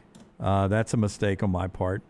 I think these guys underestimated South Carolina a little bit. Yep. We can put that in the tree 100%, service. 100%. Now, I still don't think South Carolina's all that good. I did point out the two things that if it was going to be a problem, you've got an potentially elite quarterback in Lenore Sellers. I thought he played as well as he can play with the lack of weapons he's got around him. And then South Carolina's got a good defense. Yeah, I had LSU winning my national championship. Now they don't even have a coach. So that was wrong. There's a lot of dead wood to clean up on the show all the time. But if you got dead wood in your yard, Gray's Tree Service is there for you. Yeah, John Mark and his crew came out over a year ago. I had to get the 4 dead pines extracted, but in business for 30 years, community-based. Birmingham, Bessemer, you'll see those Gray's trucks rolling around. If you've got any removals you need, you just want the treatment. You care for your lawn, care for your trees as well. Go to graystree.com. You can scan that QR code right there. But reach out. Get a free estimate from our buddies at Gray's Tree. And if you got a tree that falls on your roof, Greg from Pell City will help you with storm damage. You can schedule an absolute free estimate. Free with Greg from Pell City and Storm Restoration Roofing. 3 ways to contact Greg. You can go to his website, stormrestorationroofing.com. You can call up Greg Nelson on his cell phone, 205-542-3531, right there on your screen. You can go to Facebook and look up Greg from Pell City there. He's got financing options and a variety of different ways to help you. He's just a good, trustworthy guy, A+ rated with the Better Business Bureau. They handle storm damage, roofing replacements when your roof ages out, and, of course, those repairs. In fact, Greg has a builder's license, so he can help with the restoration and repairs. He and his wife own the company. It's been locally owned for over 20 years. They're fantastic with insurance agents, so that's going to give you a premium from your insurance provider. Locally owned for over 20 years, as I said. It's Greg from Pell City, 205-542-3531. Storm Restoration Roofing. As we get ready for another weekend, Alabama has a bye week. But if you notice, cut forward, Tyler, there's one guy, and he was on our show earlier, that Kalen DeBoer, Ryan Grubb, Ty Simpson, it seems like the Church of the Highlands, so many different people trust Germie Bernard to be there in clutch time. Here's Kalen DeBoer on the trust they had in number 5 down the stretch to get away with a win. Yeah, I mean, we got all the trust in the world. You've seen us every week have different things that we do where he's lined up in a Wildcat and getting him out of the backfield, throwing him the ball, double pass opportunities. And so guys, who are disciplined, guys who the game slows down for them, you give them the opportunities as much as possible in critical moments to go make plays for you. But he had his first drop. Tess made a point. That I thought he had dropped one earlier. Yeah, I don't remember that, but no, I think that was his first drop. But speaking of drops and going back to why this offense, it just seems like something's missing. Your big play guy, another critical drop, and really, if he makes that catch, that was a poorly thrown ball that he's got to make that catch. Oh, he's got to make the catch. Yeah, but that wasn't exactly the drops that have plagued him. Yeah. No, but I'm just saying, Ty Simpson made a hell of a play to get it in a position where he could convert that fourth down, and then the very next play was up top to Nick Harbor. Yeah, and Palmer's right. He walks in. But he leads the nation in drops. Your highest paid player leads the nation in drops. That's a problem. He also had 7 catches for 72 yards. Yeah, but he dropped a critical pass. He did. Now, that one I'm not going to ding him for. Now, there's been some drops he can get dinged for. That was a tough catch. It was coming in off speed, wobbling. Yeah, that was a tough catch. I agree. You want your guy to catch that. Do you think Germ catches it? I mean, he dropped one that was easier catch than that one. First drop of the year. Yeah, that's what they said. I never thought that Germie Bernard was, as Tess called him, the Swiss Army knife of the Alabama offense. And we just did not see him be asked to do that last year, probably because of Milroe taking a lot of those plays. I never knew he had this in him, that you could use him in so many different ways. Is it not Deebo Samuel like? That's what they're using him like? Well, yeah, he's just not nearly as physical. I don't think you can. I mean, I don't know. You go back, we brought it up in the interview with him. You go back to his final year at Washington when they had a slew of weapons. He was like the 4th or 5th option on that offense. He carried the ball 13 times out of the backfield. They run so many gadget plays to him. They snap it to him in the Wildcat. They're determined for him to throw a pass. They didn't ask him to do it this week, but twice they've tried to set up a pass by Germie Bernard, and both times it's been well defended. So they've got something they like there. Oh, that 2-point play, you get the feeling that there's 6 different variations off that 2-point play. They're going to run it the same way. This time they pitch it to Bernard. Bernard can throw it. Simpson can keep it. I mean, it seems like there's multiple ways. They could play a 4-overtime game. Hey, we see that play 4 different ways. Exactly. Where did the towel come from? On that 2-point, you know what I'm talking about? I did not see it. No. Yeah, like there was a towel that flew up when he actually made the pass. When Simpson threw the pass. Are you saying that maybe it's their coach and an offensive lineman to throw the towel up as part of the distraction? It was one of the players that blew off somebody or something, but it was like right there in my line of sight. All I could see was Corey Reamer, and I've given him crap about this. Oh, I texted him instantly. Did you see him? Yes. Yeah, I don't know if you saw it, Lance, but Reamer's obviously on the sidelines of Crimson Sports Network, and Cuevas gets the 2-pointer right in front of him, and Reamer's he's like, yeah. And I said, all I can I saw our boy Aaron Suttles early throw his hands up on the sideline. I told Reamer, I said, all I can see is you and Reamer. He goes, I had a lot of things I needed to say. He goes, I wanted to give the halftime speech. Yeah. That's why I texted him, same thing. I was like, the one reason I love you on the broadcast is I love your passion. I see you screaming after that 2-point conversion. I love the way you do it, man. He goes, what a damn drive in a play. Oh, right, Reamer was fired up. I said, you can take the boy out of the game. You can't take the game out of the boy, can you? Yeah, absolutely. So that's a good win for Bama. And I know it's only 29-22, and I know they had to come back to win it in the final 136 seconds and all that. And I got killed for saying the thing that we do for Brooks, for saying that it was a good win, that I'm not worried about this team, that I've seen good Saban teams. And people were like, I knew somebody would call this a gutsy win against a losing record SEC team on the road. If you know football, or ball, as some people like to call it, I think you realize what a good win that is at that point in the season. Well, I mean, just think about how devastating that loss could have been going into a bye, but you find a way to win it. And under the circumstances, when there's 2.5 minutes left, you're down 8 on the road in that environment. I didn't feel great about Alabama actually winning that game. Yeah. I didn't either. I thought it was going to be a loss because it was last year. And that shows the growth of this team, this coaching staff, but also I think it shows, and again, Jalen Milroe is a great athlete and won a lot of football games for Alabama, so this is not intended to throw him under the bus. But Ty Simpson, his skill set allows you in a crunch moment like that to matriculate down the field with a lot easier passes where you don't have to throw it up to Ryan Williams against Georgia. That's a great play. Yeah. One of the best in Alabama history in a big moment. You'll never take that away from Milroe and Ryan Williams. But I think if you had a Ty Simpson skill set, that Michigan game probably went a little different in the semifinals. Remember the semifinal game out there? The way they played defense. Somebody that can just be consistently throwing the ball 5, 7, 9 yards down the field. I just think the bigger takeaway to me is if your offense was off like that last year, you lose the game. You've got a defense now that can clean up some mistakes. I mean, the last 2 weeks they've allowed net 11 and net 15. That's going to win you a ton of games with the normal offense you get at Alabama. I think if you go back and look at Kane Womack's offense last year in October, November, I think it was playing the same way. I think the difference was when you had bad Milroe, the offense was completely shut down. Like you can have, I don't want to say bad Ty Simpson, average Ty Simpson Saturday. Well, I think a lot of Alabama fans hope that was still bad. almost 30 points. Yeah, that was bad Ty Simpson. What you're saying is last year it felt like at times the defense, I could go out there and play and keep holding us in this game. Didn't matter. But I didn't trust our guys to score points. At all. They felt like Saturday, man, if we just hold this close, that offense is going to get us in this game. And again, this is South Carolina defense has only given up 30 points once all year, and that was to Vanderbilt. So every one of their opponents, including Alabama, and Alabama scored 29. So you're still putting 29 up on a good defense, and you're not playing your best offense, but it's not nearly the train wreck it was last year. You heard Kalen DeBoer say earlier how much better Deontay Lawson's getting. Justin Jefferson, you brought it up a couple of times, is playing out of his mind right now. But just look, Pierre gets better and better every week. James Smith had moments again. James Smith had moments again. Nakai Hill Green from Colorado, 41. He continues to make plays. I got a guy on my board over here for stock up. Is it number 12 Xavier Mincy? It is not. Is it number 16 Red Morgan? It is. That's my stock up. That guy. They talked about Red a lot on the broadcast. Red Morgan, though, that guy's a player. I was just making a list during the game of guys, the depth that are starting to build. I mean, Rico Scott, bigger part of the offense. Because Lottie Brooks is hurt, he's got to be. Yeah, but that's more and more depth on this team, and that's what I brought up to Germ. Is I really truly believe this team has yet to play its A game. Well, we saw it last year against LSU.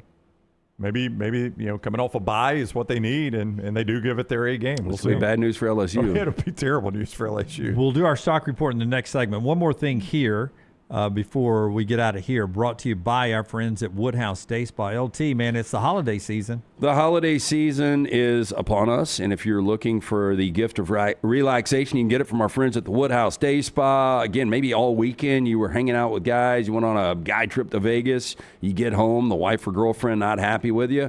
Get out of the doghouse with a gift card from our friends at the Woodhouse Day Spa. Located conveniently at the Summit Shopping Centers. You can stop into that beautiful location, go see Stuart and the great staff, or order online 24/7, birmingham.woodhousespas.com. Gift card, simple solution. Let them choose from a menu of over 70 options, including the skincare, the waxing, nail services, body treatment, massages, and more. It's Birmingham's best day spa. It's the Woodhouse Day Spa. For more information, birmingham.woodhousespas.com. Texas wins the game, but they did it with a lot of noise around them going into the game at Starkville about Steve Sarkisian, his name being floated for NFL jobs when they come open. Still a half of the season to play in the National Football League.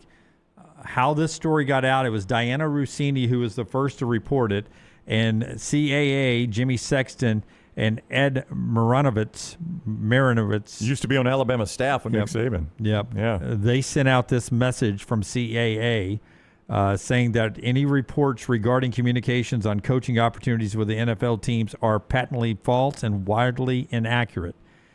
Here's Steve Sarkisian commenting afterwards. Do you have interest in the NFL? Yeah, I'd love to touch on this, so bear with me for a second, because it really pisses me off that one person can make a report that in turn the entire media sports world runs with as factual, to the point of my agency and my agents have to put a statement out that they never have done. Historically, CAA, Jimmy Sexton, and Ed Manowitz have never do that. But I had to do that to protect my locker room and my team. And I thought it was absolutely ridiculous. I thought it was completely unprofessional of that person to put that report out. And the fact that everybody ran with it is borderline embarrassing for the media. And I respect what you guys do. I really do, and everybody else. But the fact that everybody ran that as truth is really embarrassing. Okay, so I've got a small circle when I make decisions on what I do and what I don't do, and nobody would speak on my behalf without me knowing. And so where that report came from, I'd love to talk to that person because it's absolutely ridiculous. Yeah, Diana Rossini really tied with a lot of NFL front offices. Can you play just the beginning of that again, the question? And then we call this gaslighting.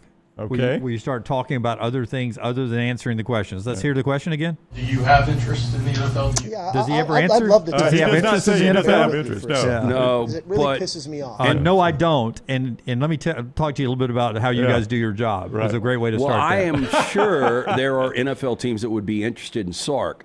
But to think he would leave Texas to go coach the Titans, I know they've got a new stadium coming, and that's become a really fun, great market. But to leave for the Titans? There's no way. Like I don't even know where this would come from outside of Diana Rossini talking to the front office, and they're like, well, we'd like Sark. Yeah, we'd love some Sark. But it includes the Titans. It didn't say just the Titans. Yeah, but that was the big report, the Titans. Supposedly the Dolphins are among the conversations as well. But you wouldn't leave the No. There's only 32 of these jobs available. Well, there if you are, want to but get in the NFL. There's only 16 in the SEC. And he's got one of the best ones. And he's got one of the top 5 jobs in college football. Yeah, I don't know.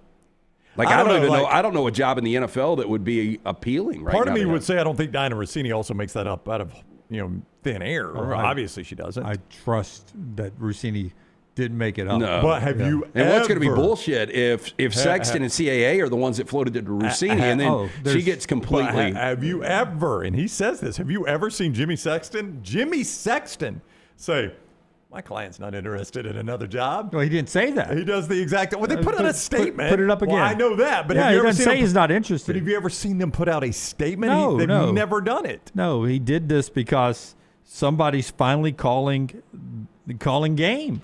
Somebody on the other side said, "Hey, Diana, Sark, we're going to consider Sark and a bunch of people."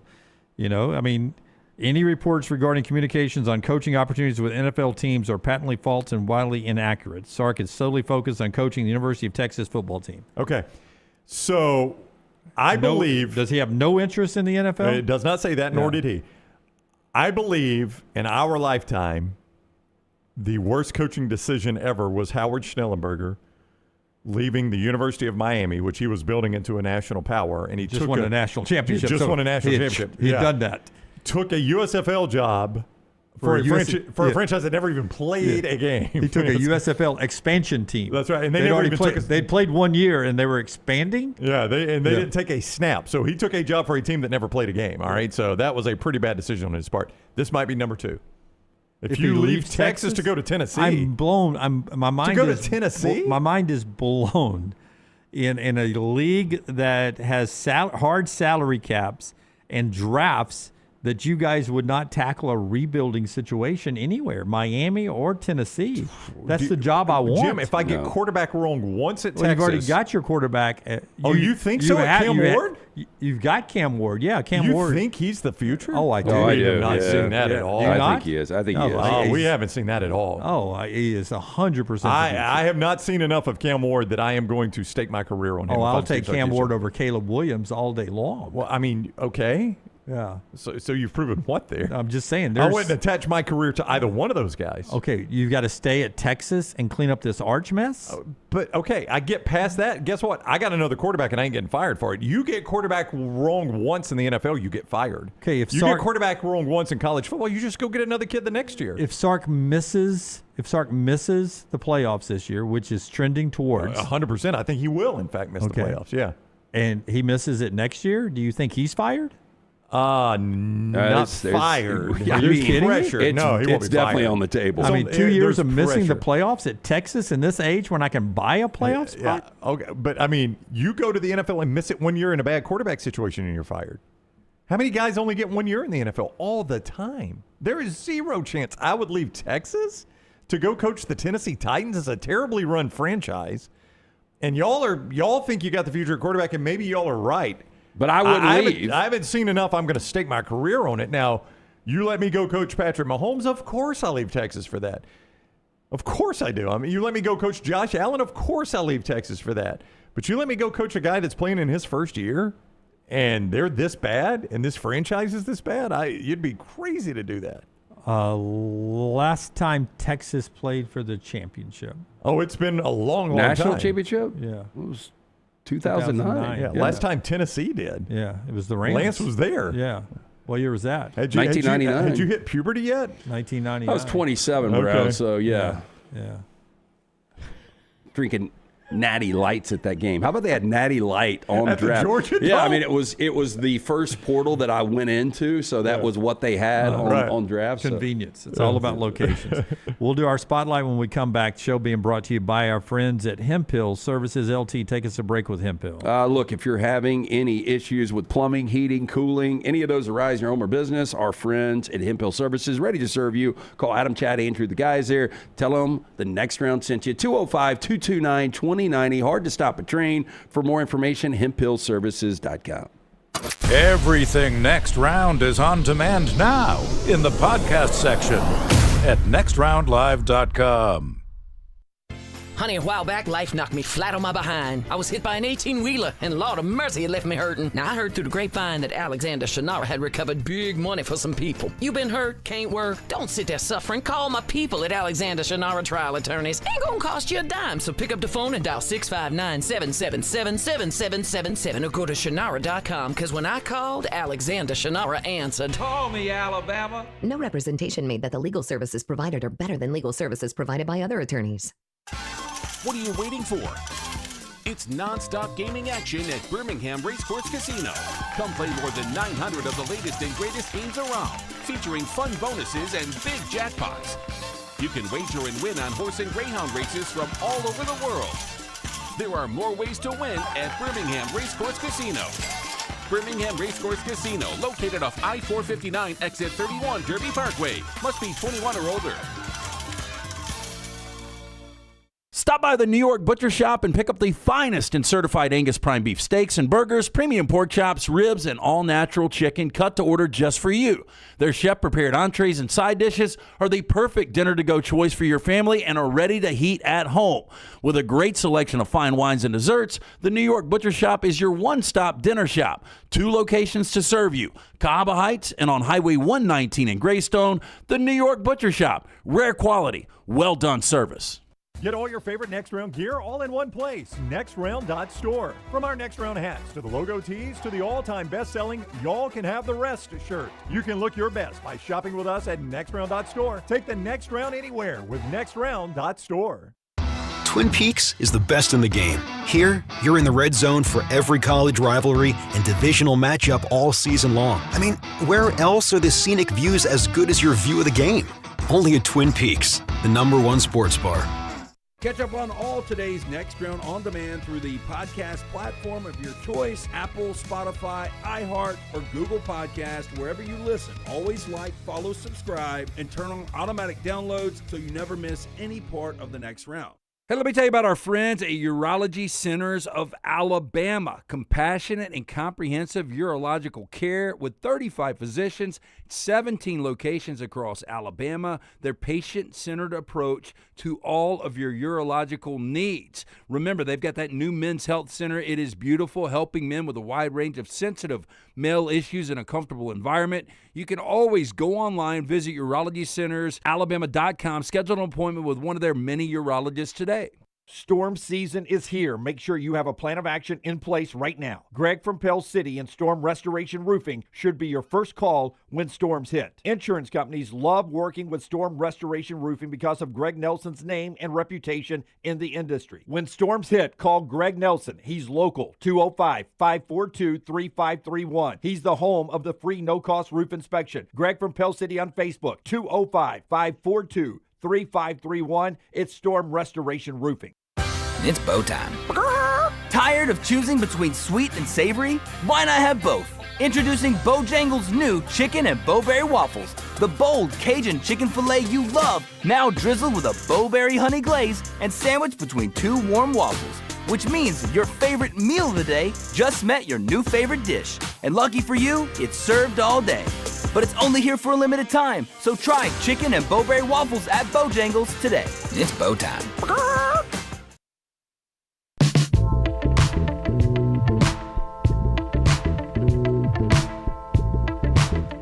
Hey, Champy's Chicken, by the way, bringing you this hour, champyschicken.com. Always brings you this. Forrester's about to give us a graphic about resumes. The best resume when it comes to fried chicken is our friends right there at Champy's Chicken on Highway 119 in Alabaster. Jamming music. I'm talking with a little jamming music. Hey, hand-cut chicken fingers, the in-house made sides, the in-house made desserts, brined overnight. It's just so good. It's especially with this weather. Perfect. Makes that belly go, Go see Sterling, champyschicken.com.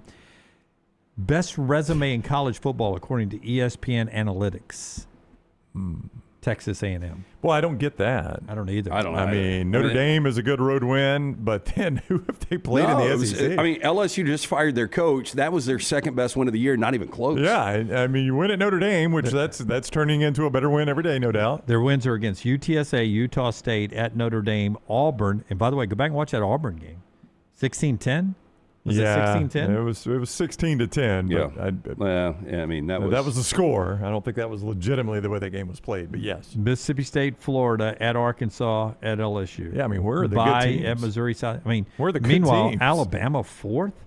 Alabama, they lost to Florida State, but they have beaten Wisconsin, who played Oregon on the road to within 14. Don't even give me that. At Georgia, Vanderbilt, who's the Yes. best team in America, according to you guys.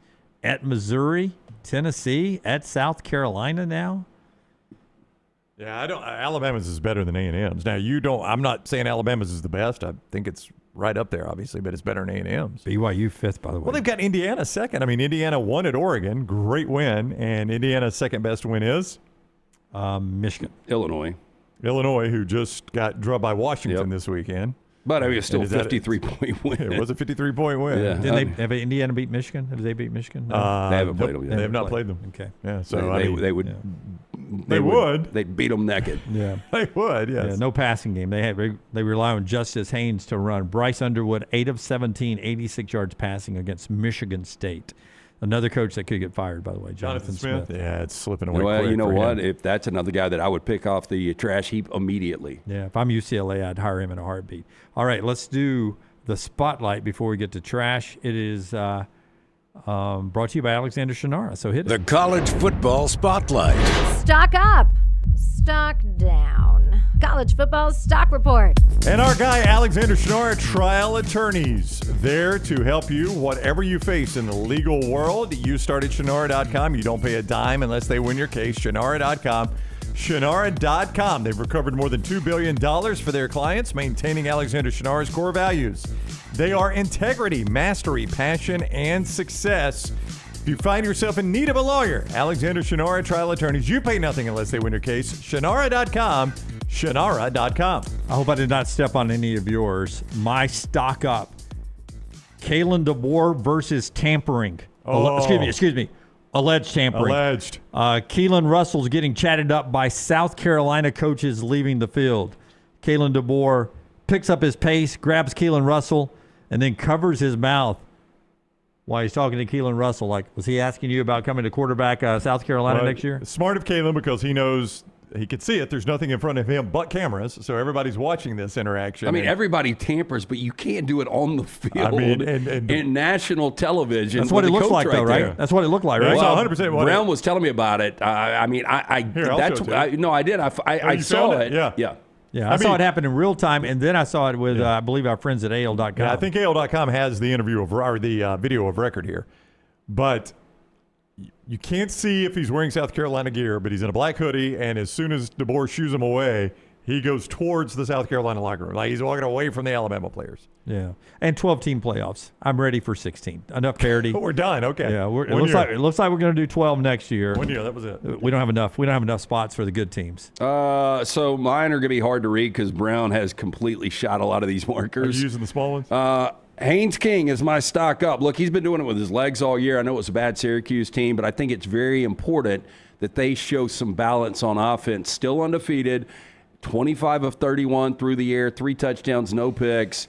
Obviously can do it with his legs, but trying to round out that game. And I do think watching Georgia Tech, they're getting a little bit better each and every week, so they can legitimately win the ACC and maybe even go undefeated if they were to beat Georgia, even 11-1 ACC champion. Pretty good seed there. So I think their stock overall with Haynes King going up. And on the other side, Arizona State now is 5-4 in their last 9 games. I thought it was absolutely hilarious. People were putting Kenny Dillingham as a top 20 coach. He is so easy to pull for to lose. I know they were missing Jordan Tyson this past week, but when you bring back Sam Levitt at quarterback and your offense is down 8 points per game over where it was last year, they're 91st in scoring offense, only 24.8 per game. Scatterby was a big difference maker, but you got to figure out a way to continue to play good offense in the Big 12, and it's gone the wrong way. I've seen people mentioning him for LSU. Yeah, I saw that one too. I'm like, that would be comical. What have you seen out of Kenny Dillingham that you hand him one of the best programs in the SEC? Nothing. Yeah. By the way, another hot offseason name to move from his current job somewhere else. Rhett Lashley, 12 points, losing on a 50-yard field goal, 13-12 Wake Forest over SMU. That was my whacked out Wednesday. Meanwhile, Wake Forest is Jake Dickert with apparently nothing. Wins again in Wake Forest. Only took that job to get away from Washington State because it was floundering so bad. I mentioned Red Morgan as my stock up. That guy can play some football. I apologize. Yeah. That's okay. Ben Arbuckle's my stock down.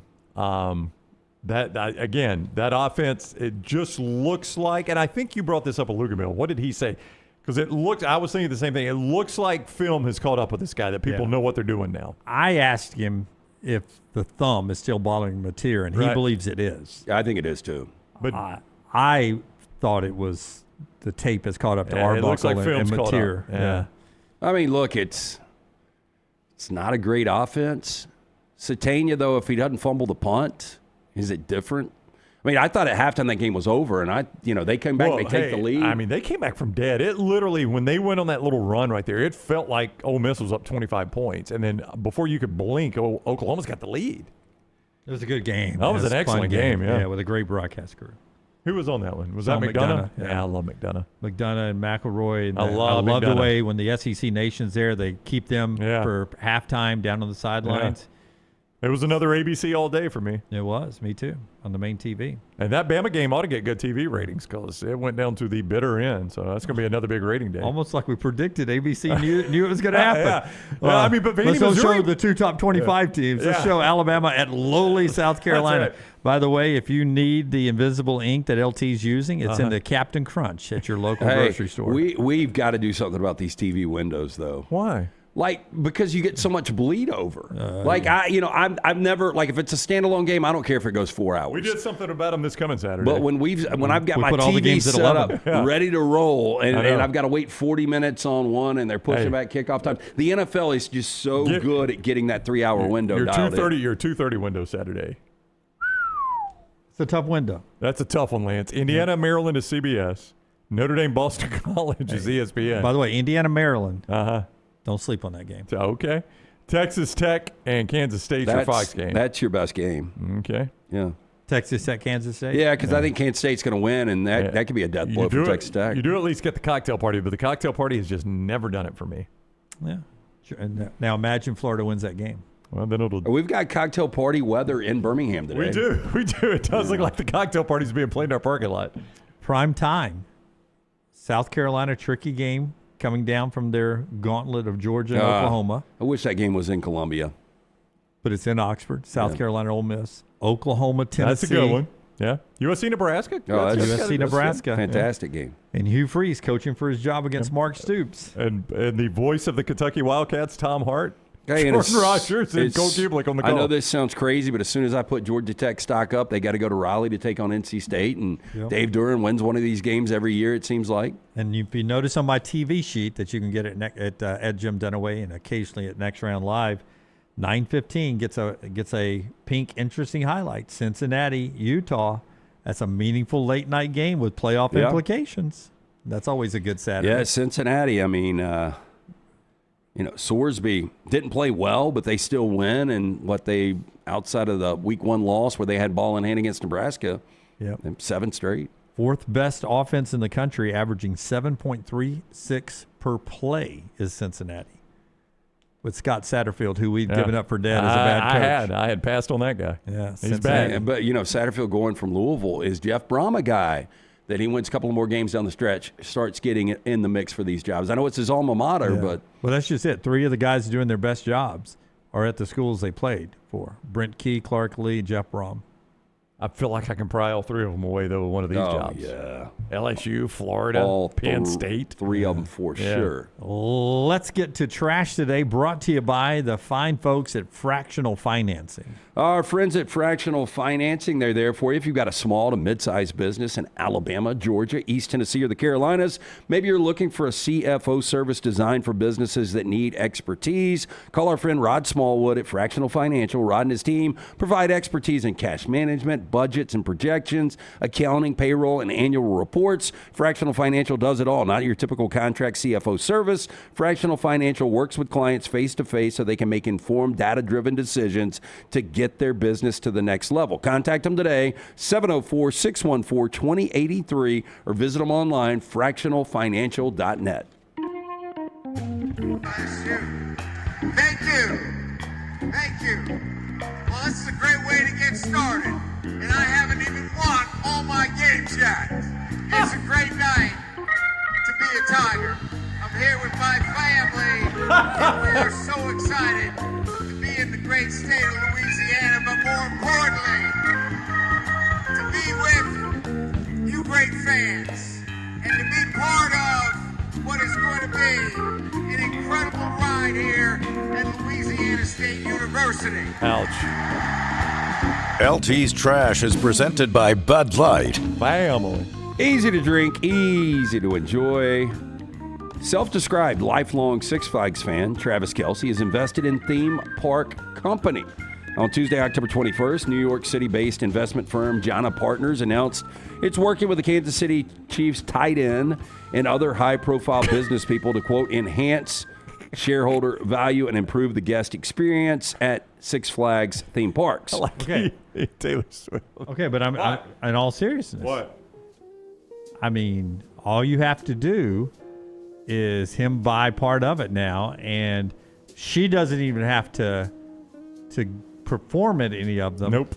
But if each park has a stage with a Taylor Swift themed musical going on, you've already improved the businesses at Six Flags. If you just get her to do one commercial. Yeah. I mean, that's it. They can easily manipulate this. Yeah. So, I mean, I don't buy stock or trade stock, but if I did, I think I would buy into this while it's low. You're going Six Flags? Now, apparently, literally a roller coaster. There was a Six Flags that was close to his home, right?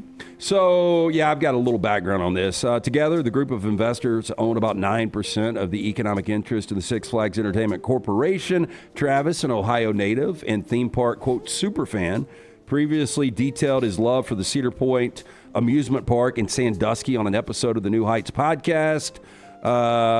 Quote, for those who don't know, Cedar Point is a roller coaster USA. Jason said in the podcast clip by his brother on October 21st, premier roller coaster amusement park in the country. And Travis corrected him and said, quote, in the world. You can't tell me it's not in the world. It had 5 or 6 world record breaking roller coasters. He said he didn't get on roller coasters as a kid, but now as an adult, he has decided to get more involved in the roller coaster game. In August, company announced CEO Richard Zimmerman's plan to step down by the end of the year following a bleak second quarter. In a press release, company reported a net loss of over $100 million over the course of 3 months. That'll ding you. I've never been a big fan, but I just don't like rides, so... I loved it as a kid, but it just has changed. Tom asked why Todd Furman's riding behind Taylor Swift. Sadly, since what happened at Penn State, I would have voted if I'd been on the Chamber of Commerce of that town to change my name, because anytime I hear Sandusky, Ohio, I'm with you 100%. I think. How about the old boy that was the voice of the Baltimore Ravens, whose literal name was Jerry Sandusky? You remember that guy? I do remember that. Yeah. So concerns over AI surveillance in schools are intensifying after armed officers swarmed a 16-year-old student outside of Kenwood High School in Baltimore when an AI gun detection system falsely flagged a Doritos bag is a firearm. I like Doritos. Taki Island was hanging out with friends after football practice October 20th when multiple police cars suddenly pulled up. Allen told WBAL-TV 11 News, quote, "It was like 8 cop cars started pulling up for us. They started walking towards me with guns, talking about get on the ground, and I was like, what? They made me get on my knees, put my hands behind my back, and cuffed me. Then they searched me and found nothing." Allen was handcuffed at gunpoint. Police later showed him the AI-captured image that triggered the alert. The crumpled Doritos bag in his pocket had been mistaken for a gun. What's in the bag? Quote, "It was mainly like, am I going to die? Are they going to kill me?" They showed me the picture, said, "That looks like a gun." And I said, "No, it's actually chips." AI system behind the incident is part of gun detection technology introduced in the Baltimore County Public Schools last year. It scans existing surveillance footage and alerts police in real time when it detects what it is believed is a weapon. That's a serious problem. So far, not working. Yeah, not even close. Yeah, I mean, if we mistake a Doritos bag for one, if we mistake a water gun for a gun, okay, I get it. Okay, but what if... But a Doritos bag? What if you just had one trigger-happy police officer there that... He's got a gun! Yeah. Or that kid made the wrong move. Yeah, just because he's scared. Yeah, he goes to reaching, get and he's just reaching for yeah, a it's chip. not a gun. Yeah, it's my Doritos. Boom, boom, boom. Done. And he's got a bag of Doritos. That's very scary. Very scary. Yeah, we're going to have another bad situation. Yeah, horrible. So I save a lot of people on my phone based on, what they do for a living. Lance's phone is wild. Like if I ask Lance to share, hey, can you share me so-and-so's contacts? He'll send me something. I'm like, I don't even know who this is. I had the wrong last name of a guy forever based on one of Lance's contacts. And it was years before I realized what his actual last name was. What, Ken West? It was Ken West. And he used to work at Innisfree. So Lance had him saved in his phone as Ken Ennis. So Ken was such a nice guy. He's at walk-ons. I do that too, though. Yeah. If I don't know somebody's last name, I put in where I know. Well, and that's one of the things, because sometimes I'll forget the first name and I'll be like, okay, who's the guy not with Ken? Who's the guy from Innisfree? And then I'll put in Ennis, and it'll pop up Ken Ennis. Yeah. Anyway, this one's good. I do it too. I got Air Chris here. Who's that? You It's don't know. Chris, who handles air conditioning. Oh. A Turkish man's divorce from his ex-wife has set a legal precedent in his country's court system because he saved her name as Chubby in his phone contacts. Now, nicknames can be given in good fun and act as an affectionate way to address someone you care about, but the nickname a Turkish man gave his now ex-wife going viral for its mean-spirited intention. October of 2025, a couple's separation made it to Turkey's Supreme Court of Appeals after it was first heard at a local family court. The mutual divorce case saw both parties hoping to separate from each other, with the wife claiming her husband had sent her a string of insulting text messages. Local news outlets shared some of the texts, which included jabs like, "Get lost, I don't want to see your face," and "Let the devil see your face." Chubby. On top of that, the court found that he had also saved her name in his phone as Tombik, the Turkish word for chubby. Oh, no. With this evidence in mind, the local court found him guilty of emotional abuse. They went on to say, quote, "A spouse's derogatory, mocking, or unpleasant characterization of another is contrary to the obligation to respect the marital union. Such behavior constitutes a fault. Even when you save your spouse's name in your contacts, do not exceed the limit of respect." I do have Garage Door Roger. Me too. That's the only thing I know him as is Garage Door Roger. I think I've got the best one. Jason in the chat says, "I didn't change my wife's name from Molly Tinder in my phone until after we married." Molly and where I met her. Yeah. Ironically, she's in Molly Tinder in my phone too, Jace. That's crazy. Oh my. Chase's friends. What are the scariest movies of all time? Is it Psycho? What about Friday the 13th? Some people can watch horror movies like The Exorcist, then go right to bed, like our man Tyler there, while others regret it in the middle of the night when they can't sleep. So is there a way to actually know for sure which horror films produce the biggest scares? Broadband Choices runs an experiment every year called the Science of the Scare Project to scientifically find the scariest pieces of cinema by measuring the heart rate of viewers to see which films cause their beats per minute to rise. Broadband Choices conducts their study every year with new horror films added to the audience viewing, and its list based on critics, personal list, experts in the genre, and the horror community. Every year, Broadband Choice recruits 250 viewers and subjects them to 40 scary movies in the screening room where their heart rate is monitored. Here are this year's top 10, along with their rating on the scare scale. Number 10, Talk to Me, with a 75.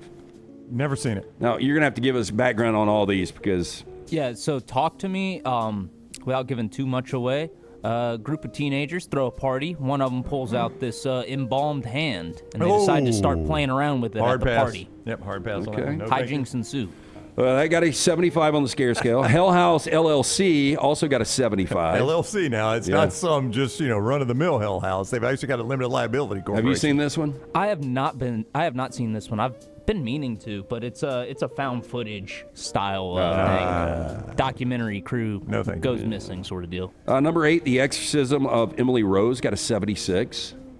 Boy, just the cover. Yeah, Looks this like they're one's playing got that in some Jacksonville. Really disturbing shots in it. Who's Emily Rose? She gets possessed, and then they do an exorcism. So it's a made-up person. It's not like, okay. No, I think it's based on a real person, though, right? Is it? It might be. Yeah. All those exorcism movies are supposedly based on a true story. Number 7, I saw the trailer of Blanche. Looks so creepy. Smile has a 78 on this score.